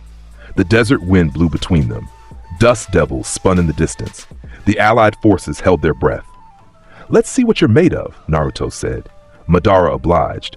Perfect Susanoo materialized around Madara in a cascade of blue-purple chakra. The construct rose from the ground like a titan climbing from a grave. 50 feet, 100 feet, 200 feet. A humanoid colossus of concentrated chakra, armored, winged, carrying a sword the size of a skyscraper. The armor was layered, each plate reinforced with Rinnegan-enhanced chakra, each surface carved with patterns that pulsed with power. The Susanoo swung its sword. The blade came down in a horizontal arc that bisected the horizon. The air itself split. The shockwave carved a line across the desert floor that extended for miles. A canyon 100 feet wide and 50 feet deep, cut into the earth by a single swing. Naruto braced. The shockwave hit him. Sand blasted his face. His feet slid backward, 6 inches, a foot, and stopped. The Susanoo's sword had passed 20 feet over his head. The near miss alone had carved the landscape behind him. "Big," Naruto said, looking up at the towering construct. "I fought bigger." He charged Mjolnir. Lightning fell from the sky, bolt after bolt, drawn to the hammer like iron to a magnet. The runes blazed. The divine electricity accumulated, layered, compressed. The hammerhead became a point of light so intense that looking at it directly left after images that lasted minutes. Naruto swung. He swung upward. A rising strike aimed at the Susanoo's knee joint, the weakest structural point of any bipedal construct. The hammer connected with the chakra armor, and the collision produced a sound that had no equivalent in nature. It was the sound of something divine meeting something legendary, and the air between them became a third thing. A shockwave so concentrated it was visible, a lens of compressed atmosphere that distorted the world behind it. The Susanoo's knee cracked. The armor, layered, reinforced, built from the chakra of the strongest Uchiha who had ever lived, cracked like pottery. Fissures spread upward from the impact point. The construct staggered. A titan, stumbling. Inside the Susanoo's head, Madara's eyes widened. "Impossible," he said. Naruto hit it again. Same spot. The crack deepened. The knee buckled. Again. The leg broke. The perfect Susanoo fell to one knee. The impact when it hit the desert sent a dust cloud mushrooming outward. The ground split. Fissures radiated for hundreds of yards. Naruto was already climbing. He ran up the falling Susanoo's leg, his feet cracking the chakra armor with every step, leaving footprint-shaped fractures in the construct's surface. He reached the torso. He reached the chest plate. He pulled Mjolnir back and swung into the center mass. The chest plate shattered. A hole opened in the Susanoo's torso, 20 feet wide, edges burning with divine lightning. The chakra construct dissolving around the wound like ice in hot water. Naruto reached through the hole. He grabbed Madara, pulled him out of his own technique the way you'd pull a nut from a shell. One hand on the legendary Uchiha's armor, Dragging him through broken chakra into open air, the Susanoo dissolved. Without its controller at its center, the construct lost cohesion. 200 feet of concentrated chakra dispersed in a cascade of purple light that fell across the desert like luminous rain. Naruto held Madara at arm's length. The Uchiha's Rinnegan burned. His body was already regenerating. Edo Tensei made him immortal, unkillable, a weapon that could be broken and rebuilt indefinitely. Madara struck, a palm thrust to Naruto's chest loaded with gravity, Shinra Tensei at point-blank range. The repulsive force hit Naruto's body, and the shock traveled through both of them. Naruto's arm buckled. Madara flew backward. They separated. Madara landed on his feet. Naruto skidded, planted, and stopped. Wood style, deep forest emergence, Madara said. The desert sprouted trees. The technique was Hashirama's. Stolen, replicated, deployed with the precision of someone who had spent a lifetime studying his greatest rival. Massive trees erupted from the sand, their roots driving deep, their branches spreading to form a forest that grew in real time, covering the battlefield in living wood that reached and grasped and tried to bind. The trees came for Naruto. Branches thick as houses surged toward him, wrapping, coiling, trying to pin him in place. Wood style drained chakra on contact, every branch a siphon, every root a leech. Naruto stood in the center of the growing forest and let the wood touch him. Branches wrapped his arms. Roots climbed his legs. The wood pressed against his body from every direction, tightening, crushing, draining. The chakra drain hit his system and found something it couldn't process. The wood leached chakra and received divine electricity in return. The branches conducting the stolen energy began to heat, to smoke, to glow. Naruto flexed. Every tree within 50 feet exploded. The wood detonated outward in a spray of splinters and burning bark, shattered by the simple expansion of his body against its constraints. Electrical arcs danced through the remaining forest, jumping from trunk to trunk, and every tree they touched caught fire. White fire, divine fire, burning hotter than any Keitan Jutsu. The forest became an inferno, and Naruto walked through it untouched. Madara watched from the far side of the burning trees. His expression had changed. The amusement was gone. The curiosity was fading. What remained was something harder, something that Madara Uchiha had felt only a handful of times in his long life, the recognition that he had met his match. Limbo, border jail, Madara said. The technique was invisible. Clones that existed in a dimension adjacent to the physical world, undetectable by normal senses, intangible, striking from a plane that shouldn't be accessible. Shadow warriors that hit with the full force of Madara's body and could only be sensed by the Rinnegan or Sage Mode, 4 of them. Moving in from 4 directions, Naruto felt them.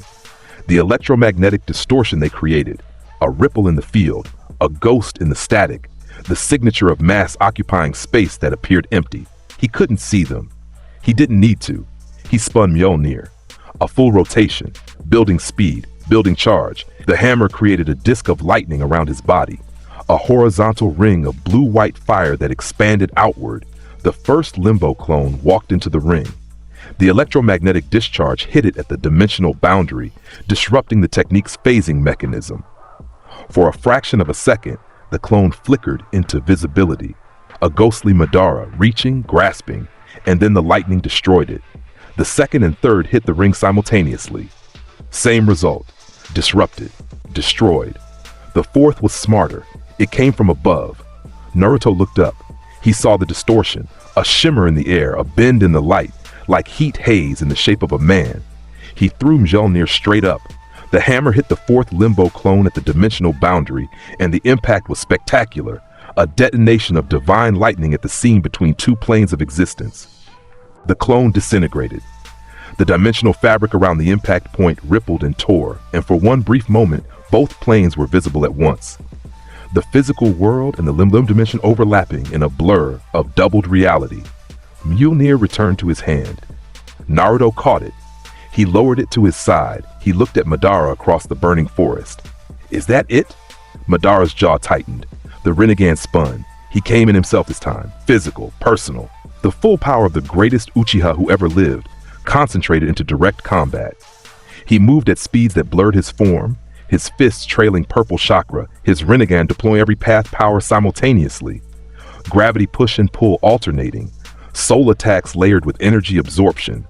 The full six-pass arsenal fired from a body that couldn't die. Naruto met him in the middle. They collided, and the desert broke. Every strike produced a shockwave. Every block shattered the ground beneath them. They moved across the battlefield at speeds that the watching shinobi couldn't track. Just impacts, just explosions of force, just craters appearing in rapid succession across the desert floor. Madara hit Naruto with a gravity-enhanced palm strike. Naruto absorbed the force, redirected it, and drove Mjolnir into Madara's shoulder. The Uchiha's arm separated from his body. It regenerated in seconds. Naruto hit Madara with a berserker-charged uppercut. The Uchiha's jaw shattered. His head snapped back, so far his spine broke. He reformed. Madara hit Naruto with planetary devastation, a gravity core that pulled tons of earth and stone into a sphere around the target. Rocks piled. The sphere grew. Naruto was buried under a mountain of compressed stone. For 4 seconds, the sphere held. Then it exploded from the inside. Naruto stood in the rain of debris, fist still extended from the punch that had shattered his prison. His face had a cut, a single cut on his left cheek. Blood ran from it, bright red against tan skin. He wiped it with his thumb. He looked at the blood. "I've killed bigger things than you before breakfast," he said. "Much bigger." Madara laughed. Genuine. Full. The laugh of a warrior who had spent a century waiting for a fight worth having. "You magnificent creature," Madara said. "What world made you?" "A dead one," Naruto said. "Same as yours." They fought on, harder, faster. The desert was unrecognizable, a landscape of craters and glass and burning wood and fissures that vented steam. The Allied forces had pulled back a mile. They watched from the distance, and even at that distance, the shockwaves pushed them. But Madara was Edo Tensei, immortal. Every wound healed, every broken bone reformed, every severed limb regrew. He could be beaten, but he could not lose. Not permanently, not finally. Naruto knew this. He'd known it from the start, so he changed tactics. He stopped hitting Madara's body. He started hitting Madara's power. A precise lightning strike to the Rinnegan, a bolt so focused, so concentrated that it didn't destroy the eye but overloaded it. The Rinnegan flickered, went dark, reactivated at half power. A sustained electromagnetic field around Madara's body, disrupting the Edo Tensei's regeneration signal, interfering with the technique's ability to rebuild. The regeneration slowed. Seconds became tens of seconds. Tens of seconds became gaps, a series of hammer strikes aimed at the chakra network, each impact delivering a pulse of divine energy that disrupted the chakra flow, that forced the pathways to carry something they weren't built for, that burned through the system like voltage through a wire rated for half the load. Madara's power began to fail. The perfect Susanoo, when he tried to summon it again, flickered and died at half formation. The wood style produced saplings instead of forests. The Limbo clones materialized for seconds instead of minutes. Naruto drove Madara into the ground with a final overhead strike. Mjolnir came down on the Uchiha's chest with a force that compressed the earth beneath him. 1 foot, 5 feet, 10 feet, 20, 30. Madara sank into the desert floor, driven down by a blow that seemed to press him into the earth itself, until he lay at the bottom of a cylindrical hole 30 feet deep, staring up at the circle of sky above him. Naruto stood at the crater's edge. He looked down. Madara lay at the bottom, broken, depleted. His Rinnegan was dark. His body was regenerating, but slowly, the Edo Tensei fighting against the divine disruption in his system. He looked up at Naruto with eyes that held no anger, no resentment, no fear. They held something Naruto recognized, satisfaction. "Stay down," Naruto said. "I have no interest in doing this again." Madara smiled. It was a real smile. The smile of a warrior who had fought the fight he'd been waiting for and found it worthy. "You know something?"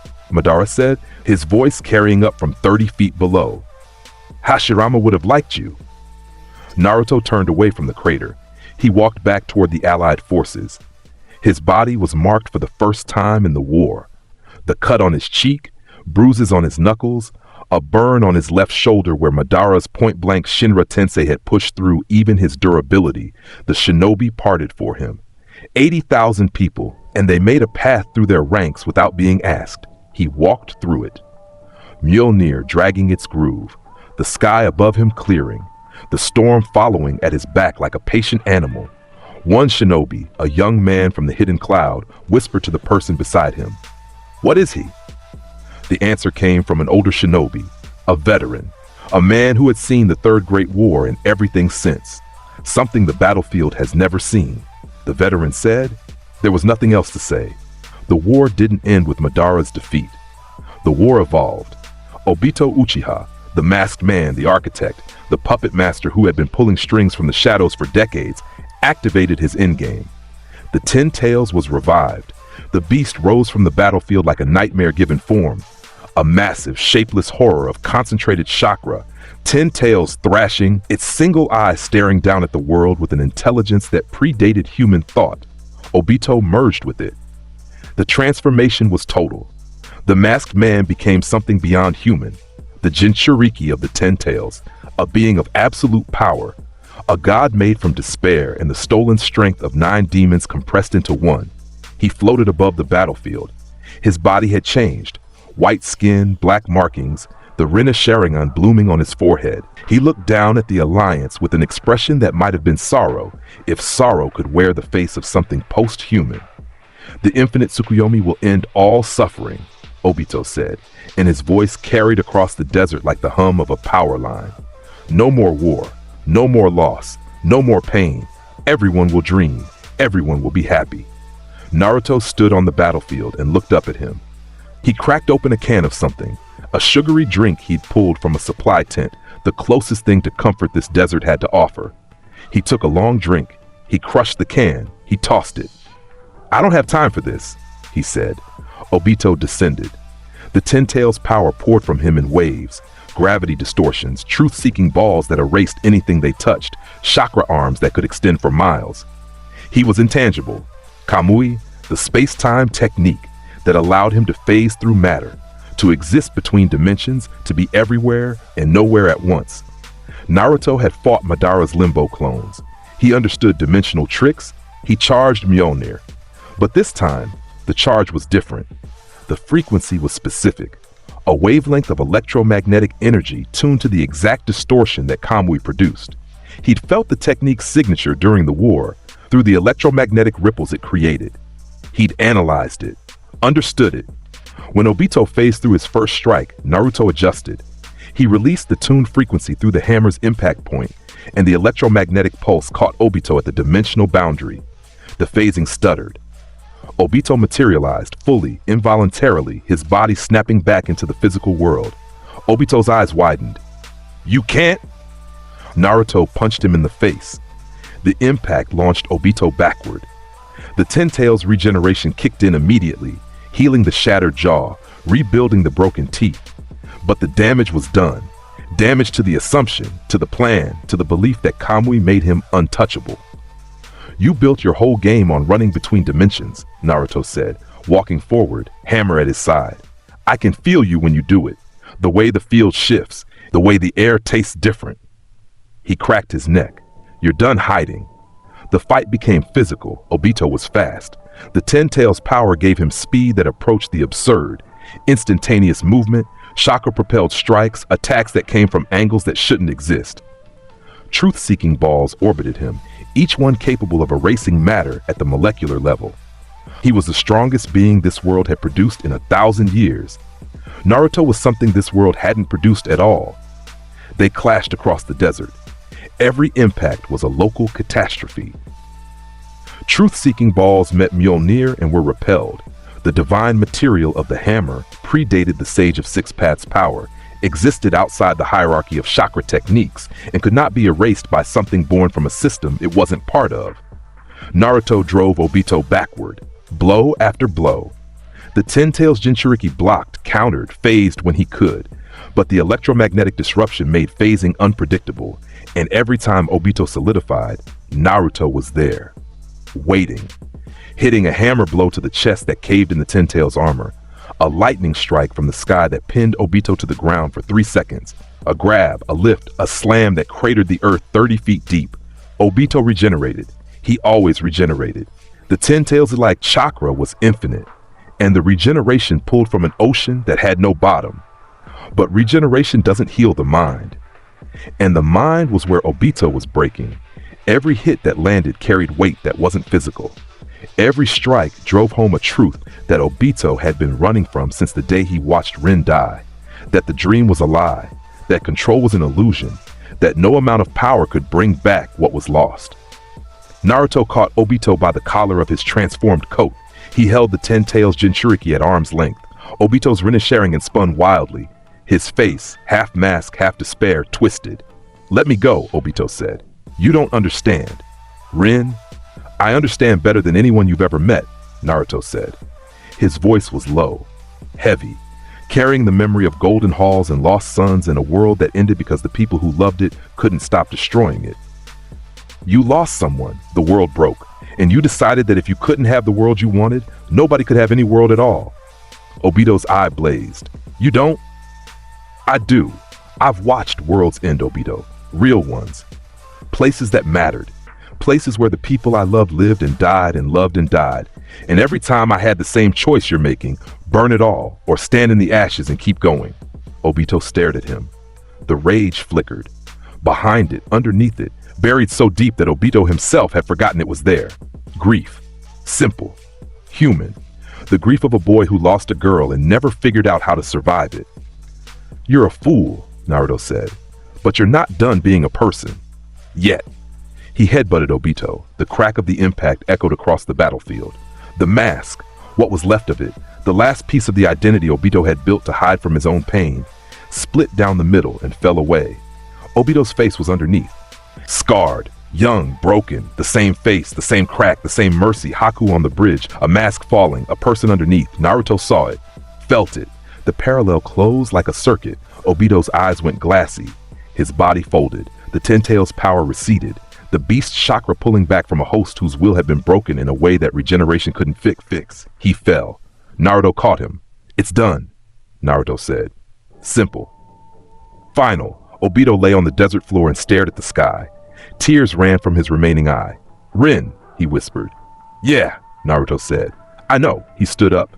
He let Obito grieve. Some things needed to happen before anything else could. But the war wasn't done. The Ten Tails was free again, raging without a host. And worse, the Edo Tensei Madara, who had been lying in that 30-foot hole, had broken free. The divine disruption had faded. His Rinnegan had reactivated. And he had used the chaos of the Obito fight to do something that nobody had predicted. He'd broken the Edo Tensei's control. Madara Uchiha stood on the battlefield in a living body. Rinne rebirth. He'd forced it, stolen the technique, used a dying Obito's Rinnegan link to cast the jutsu on himself. His eyes burned with new power. His body was real, mortal, breathing, alive. "You're mortal now," Naruto said. He saw the change instantly. The energy signature, the heat, the heartbeat. Everything was different, real, breakable. Madara looked at his own hands, flexed his fingers, felt the blood pumping, felt the air in his lungs. "Different game," Naruto said. He rolled his shoulder. Madara activated everything. Rinnegan, both eyes, full power. Wood style, limitless, exploding from the earth. Perfect Susanoo, reformed, complete, wreathing his body in a titan of concentrated chakra. Limbo, 4 clones, deployed simultaneously. 6-path chakra, flowing through his system at peak capacity. The greatest shinobi who ever lived. At his absolute zenith. In a living body that could tap the full depth of his power without the Edo Tensei's limitations. This was the peak. The summit of what human chakra could become. Naruto went into full berserker rage. The transformation was immediate and total. His eyes locked onto white gold, all color gone, replaced by the blazing luminance of a dying star. His aura erupted outward in a sphere of lightning so dense it looked like a second sun had ignited on the desert floor. His hair rose. Each strand became a conductor, wreathed in plasma that crackled and arced. Mjolnir blazed in his hand. The runes burning so bright they left after images in the air. The hammerhead wreathed in lightning, so thick it looked like a star had been forged into a weapon. The temperature around him rose by 200 degrees in 1 second. The sand beneath his feet fused into glass. The air ionized in a sphere that expanded outward for 100 yards.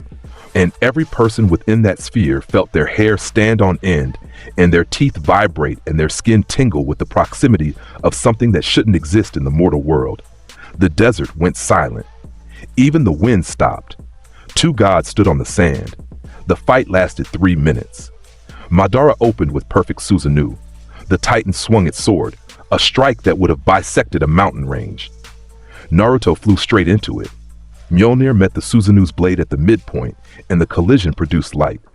Pure, white, star-like light that expanded outward from the impact and illuminated the desert for 50 miles. The Susanoo's sword cracked, then shattered, then dissolved. The fragments of concentrated chakra rained down like purple snow. 30 seconds. Madara launched 4 limbo clones. They attacked from 4 dimensions simultaneously, converging on Naruto from angles that shouldn't exist. Naruto released an omnidirectional electromagnetic pulse from his body. Berserker charged, divine in origin. The pulse hit all 4 dimensions at once. The clones were ripped from their pocket realities and materialized involuntarily. 4 ghost Madaras, solid for a fraction of a second. Naruto threw Mjolnir. The hammer hit the first clone, bounced to the second, ricocheted to the third, curved to the fourth. 4 impacts in the space between heartbeats. 4 detonations of divine lightning. 4 clones gone. 1 minute. Madara deployed wood style, a forest of massive trees erupting from the ground. Each one reaching for Naruto, each one channeling the first Hokage's power. Naruto flew through the forest at speed. His aura burned everything within 10 feet of his body. The trees caught divine fire and crumbled to ash in his wake. He carved a tunnel of destruction through the wood and came out the other side, aimed at Madara like a missile. 90 seconds.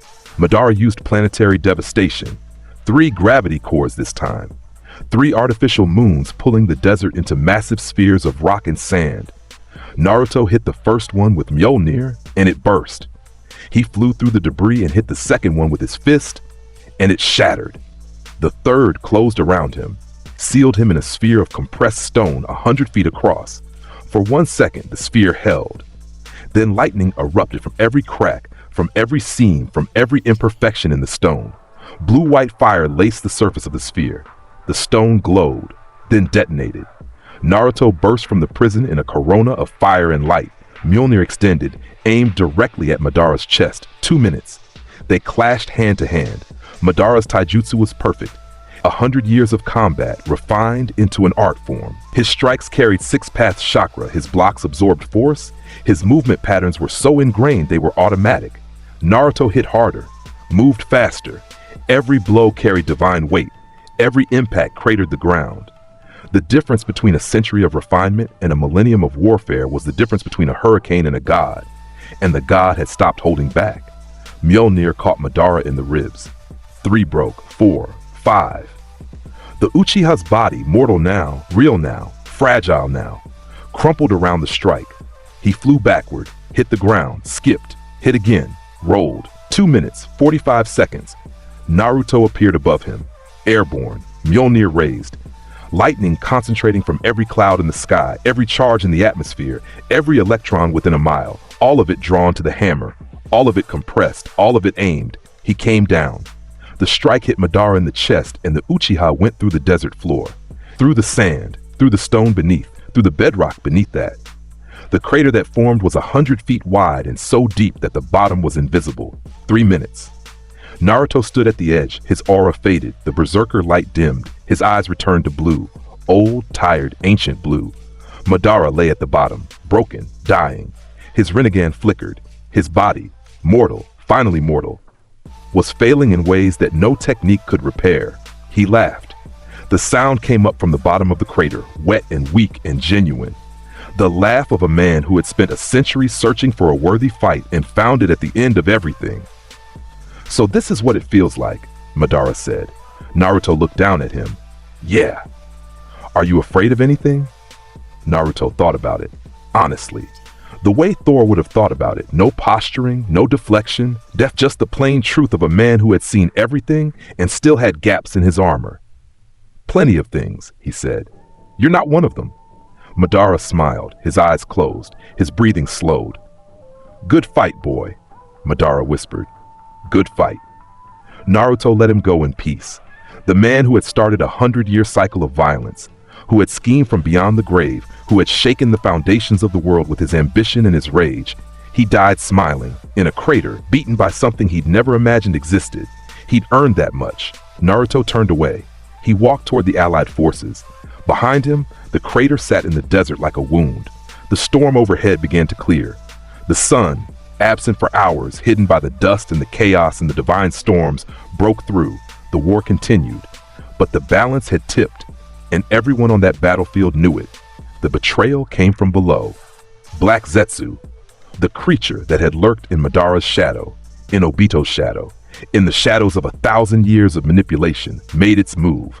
It rose from the earth where Madara's body lay and plunged itself into the dying man's chest. It used Madara the way it had always intended to, as a vessel, as a key, as the final component of a plan that predated the shinobi world itself. Madara's body swelled, changed, transformed. White skin, white hair, a third eye opening on the forehead, the Reincarnation, alien, divine, seeing everything. Kaguya Otsutsuki emerged, the mother of all chakra, the progenitor, a being from beyond the stars who had eaten the fruit of the god tree and become the first wielder of power in this world. She had been sealed for a millennium. Now she was free. She rose from the crater in a column of white light. Her form was enormous, tall, pale, beautiful in a way that had nothing to do with humanity and everything to do with power made manifest. Her eyes, the Byakugan and the Rinnegan, swept the battlefield and found Naruto. He felt her before he saw her, a sensation he hadn't experienced since the last time he'd stood in the presence of something genuinely divine. A resonance, a vibration at a frequency that only beings of his nature could perceive. She was like him, the same category of existence, the same fundamental nature, expressed through a different universe's rules. He turned toward her. He looked up at the column of light, at the figure within it, at the power that radiated from her in waves that made the sand vibrate and the air taste like something older than time. "Huh," he said. "First time for everything." Kaguya descended to the desert floor. Her bare feet touched the sand, and the sand turned to crystal. Her presence warped reality around her. The air shimmered, the light bent, the laws of physics deferred. She looked at Naruto.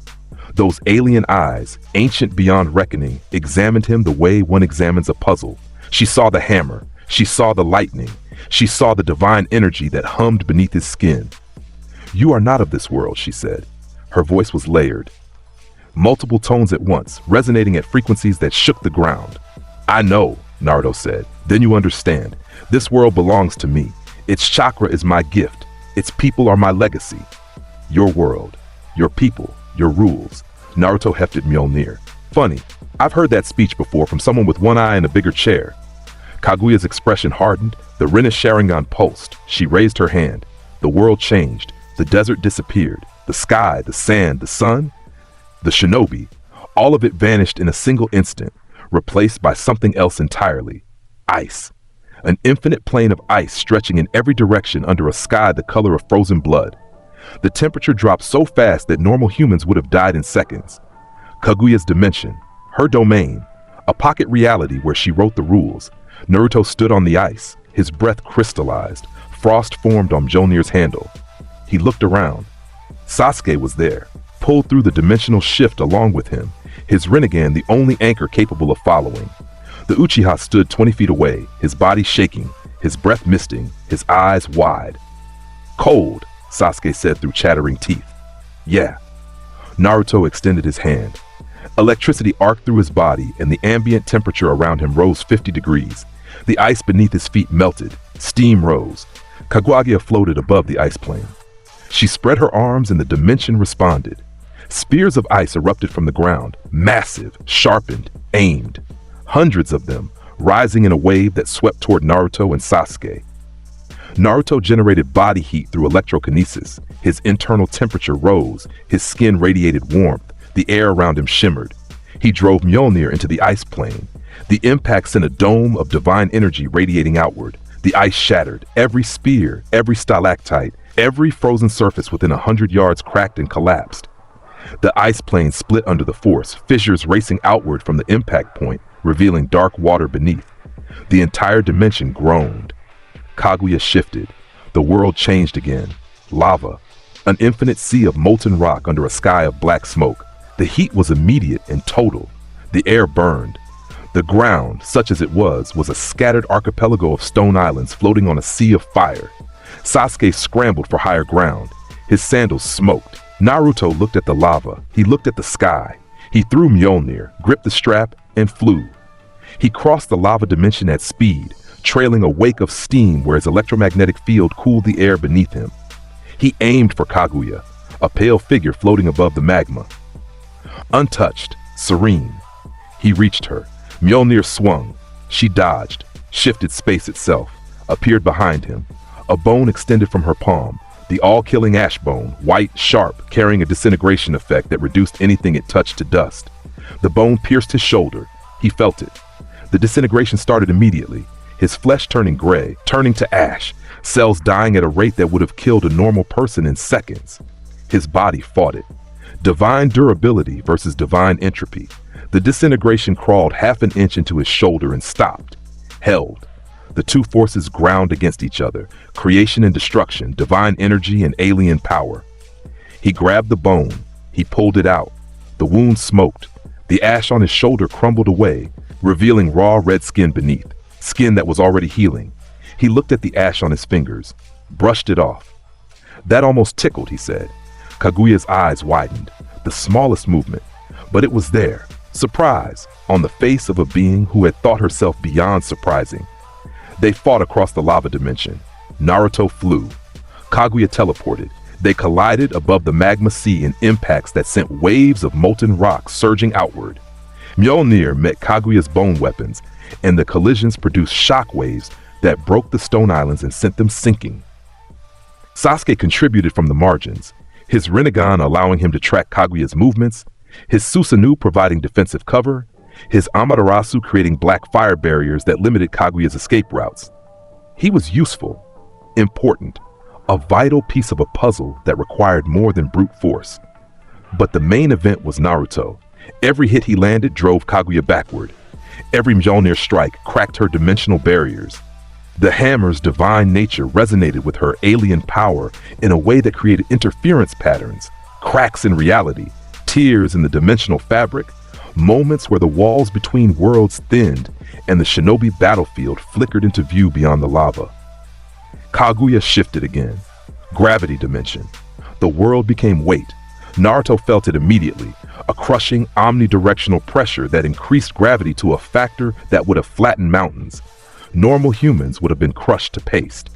Sasuke went to his knees immediately, his Susanoo the only thing between him and liquefaction. Naruto's knees bent, his spine compressed. Every muscle in his body strained against a force that wanted to press him into a flat smear on the ground. Mjolnir weighed 1,000 times more than usual. It dragged his arm down. His hand shook. He gripped the handle. He pulled. 1 inch. The hammer rose 1 inch. His arm trembled. His teeth clenched. Every vein in his body stood out like rope. 2 inches. 3. A foot. "I've been heavier places," he said through his teeth. He lifted Mjolnir over his head. Slowly. Agonizingly. The gravity pressed down, and he pressed up, and the two forces met in his body, in his bones, in the divine framework that had been built to hold the weight of worlds. He drove the hammer forward. The throw was slow by his standards. The gravity fought it every inch. But Mjolnir moved because Mjolnir was made to move. It had been forged in the heart of a dying star. It had been carried through the collapse of realms. It had been built for exactly this, to move when nothing should be able to move, to fly when the sky itself said no. The hammer crawled through the impossible gravity and hit Kaguya in the chest. She hadn't expected it. The gravity dimension was her trump card, the place where she brought enemies who wouldn't die in the other dimensions. Nothing moved here. Nothing fought here. Nothing survived long enough to try. Mjolnir hit her and the gravity field shattered. The dimensional walls cracked. Reality folded. They fell through dimensions, tumbling between realities. The ice dimension bled into the lava dimension, bled into the gravity dimension, bled into the desert where the war was still raging. They emerged on the battlefield in a detonation of dimensional energy that blew a crater 100 yards wide. The shinobi forces scattered. The sky split. For a moment, all of Kaguya's dimensions were visible simultaneously, layered over each other like ghostly images, ice and fire and crushing weight bleeding into the real world. Then it snapped back. Reality reasserted itself. The desert was the desert. The sky was the sky. Kaguya stood in the crater. Her form flickered, cracks ran across her skin. Dimensional fractures, the cost of having her pocket realities forcibly collapsed. Her Rinne Sharingan pulsed erratically. Naruto stood opposite her. His body was marked. The shoulder wound from the ash bone was a raw pink scar. Burns from the lava dimension crossed his arms. His muscles ached from the gravity dimension. He was tired. For the first time in the entire story, genuinely, truly, deeply tired. The kind of tired that settled into the marrow and made every movement cost something. He looked at Kaguya. She looked at him. Two divine beings standing in a crater at the end of a fight that had crossed dimensions. "You are not of this world," she said again. The words were the same as before, but the tone was different. Less certain. More searching. "No," he said. "Then why do you fight for it?" He thought. He actually thought about it, which was rare for him in a fight. Rare for him anywhere. He'd been asked the question before, in different words, by different people. Inari, Gaara himself, in the dark hours on rooftops staring at clouds that stared back. Why do you fight for a world that tried to kill you? Why do you protect people who called you a monster?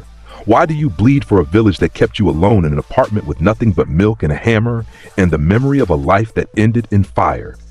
He looked at his hand, the right one, the one that held Mjolnir, scarred, lightning marked, massive.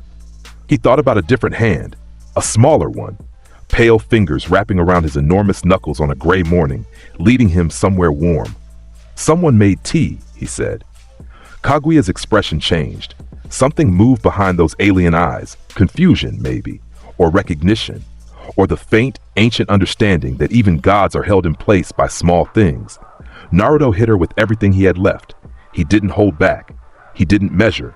He poured every remaining volt of divine electricity into Mjolnir, charged his body to the absolute limit of what it could sustain, and swung the hammer with both hands in a rising arc that started at his hip and ended above his head.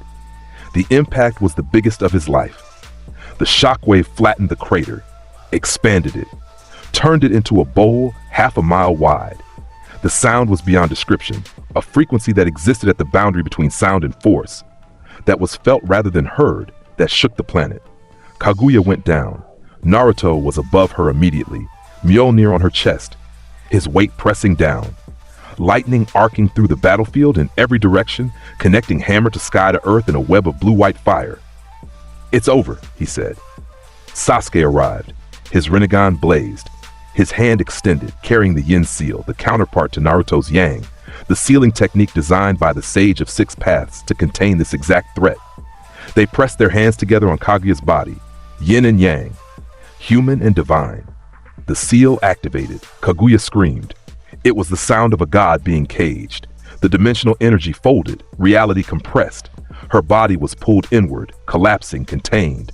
The moon formed above them, a new prison, a white sphere in the sky, carrying the mother of all chakra back to the cage she'd escaped from. Naruto watched her go. He watched the moon rise, bright and full, carrying an ancient power back to sleep. He dropped to one knee. Mjolnir's head touched the ground. His hand stayed on the handle. His body, divine, powerful, built to withstand the forces that killed worlds, trembled. "What a mess," he said quietly. He looked at the sky, blue, clear. The storm was gone. Every cloud he'd summoned, every bolt he'd called, every divine thunderhead dispersed. The sky was the cleanest, emptiest thing he'd ever seen. He closed his eyes. He breathed. And for the first time in 1,000 years, for the first time in 2 lives, the storm inside him went quiet, all the way quiet, down to the bedrock, down to the foundation where Thor's grief and Naruto's isolation had built their fortress. It was quiet, and it didn't come back. He knelt there for a long time. Sasuke stood nearby. The alliance gathered at the crater's edge. 80,000 people, battered, bleeding, alive, looked down at the boy on one knee with the hammer in his hand and the empty sky above him. Nobody spoke. Nobody needed to. Eventually, Naruto stood up. He stood slowly. His muscles protested. His body ached in places that hadn't ached since Asgard. He picked up Mjolnir. The weight of it was different now. The same, physically. The same rune-carved iron, the same leather-wrapped handle, the same humming power. But the weight it carried, the symbolic weight, the identity weight, the "you are a weapon and this is your proof" weight, was lighter. He put it on his shoulder. He walked out of the crater. The Allied forces parted for him again. The path was wider this time. People stepped back further. Some bowed, some saluted, some just stared. Naruto walked through them all. He walked home. The journey back to Konoha took 3 days. He walked. He could have flown, but he walked. There was something about the ground beneath his feet, the dirt, the grass, the stones, that felt important. Something about being connected to the earth, to the world he just saved, in the most basic physical way possible. He thought about things on the walk. Things he'd never had time to think about during the wars and the missions and the constant grinding forward motion of a life defined by its next fight. He thought about Odin, about the Allfather, about the one-eyed god who had shaped Thor into a weapon and called it fatherhood. He thought about the things he'd done in that name, the giants he'd killed, the worlds he'd broken, the people he'd destroyed because a voice from a golden throne had told him it was necessary. He thought about Minato, about the fourth Hokage, another father, another sacrifice, another decision made above his head that defined his life before he could walk. He thought about Hiruzen, the Hokage who had watched over him like a grandfather and manipulated him like a handler and loved him in the complicated, insufficient, ultimately human way that powerful old men love the weapons they've been given. Father, no more, he said. To the road, to the sky, to the memory of every man who had shaped him and used him and called it something noble. No more. The words landed heavy, final, the sound of a door closing on a room he'd lived in for 2 lifetimes. He kept walking. Konoha's gates were standing when he arrived. The village had been rebuilt, again, this time faster, with better materials, with the urgency of a people who had learned that the next apocalypse might come before the paint dried. The guards saw him coming. Word spread. By the time he reached the gates, a crowd had gathered. Shinobi and civilians, old faces and new ones. Children who had grown up hearing stories about the God of Thunder and parents who had lived through the events that created those stories. Naruto walked through the gate, Mjolnir dragging, the groove in the road. The smell of ozone. Kakashi was there. The 6th Hokage now. The hat looked wrong on him, too formal for a man who still read dirty books in public. He stood at the gate with his hands in his pockets and his one visible eye carrying an expression that was too complicated for a single word. The council is talking about a monument, Kakashi said. Your face on the mountain. Naruto looked at the mountain, at the carved stone faces of Kage past. Hashirama, Tobirama, Hiruzen, Minato, Tsunade. Kakashi's would be next. No, Naruto said, you saved the world. I did my job. A pause. Tell them to fix the road. He walked past the Hokage, through the streets, past the hospital where Sasuke was being treated, past the academy where a new generation of children was learning to throw kunai and form hand signs, past the Ichiraku ramen stand where the old man and his daughter were already open for business because some things survive even the apocalypse. He walked to the bench, the one near the training grounds, the one where a shy girl had told him he looked tired and alone, the one where she'd held his hand on a gray morning and led him toward tea, the one that had, without anyone noticing, become the most important place in the village. Hinata was there. She stood when she saw him coming. She'd been waiting. Of course she'd been waiting. She always waited, and he always came back, and the pattern had become something neither of them could name, but both of them needed. She looked at him. He looked at her. He was dirty, scorched, bleeding from 3 different places that had mostly closed on their own. His clothes were torn. Mjolnir was dim, the runes barely glowing, the divine energy spent, the hammer quieter than it had ever been. He was the biggest person she'd ever seen and the most broken person she'd ever known. And both of those things were true at the same time, and she loved him for both of them. You're hurt, she said. Yeah, he said. She didn't say he was lying this time. She didn't need to. The hurt was visible, all of it. The physical wounds and the ones underneath.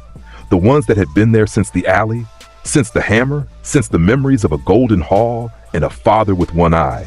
He sat down beside her. The bench groaned. Mjolnir clanked against the armrest with a quiet sound, a tired sound, like a tool being set down at the end of a long day. She took his hand. Her small fingers wrapped around his massive, scarred, lightning-marked knuckles. The contrast was the same as it had always been. Absurd, impossible, right? They sat in the quiet for a long time. The sun moved, the shadows shifted, people walked past and gave them space, because even the most oblivious civilian could sense that the thing happening on that bench was bigger than they were. A sparrow landed on Mjolnir's handle. It sat there unbothered by the residual static, tilting its head at the runes. After a moment it began to sing. Naruto watched it. The tiny bird, the divine weapon, the song. "I think I'm done," he said. His voice was quiet, barely above a whisper, meant for one person and nobody else.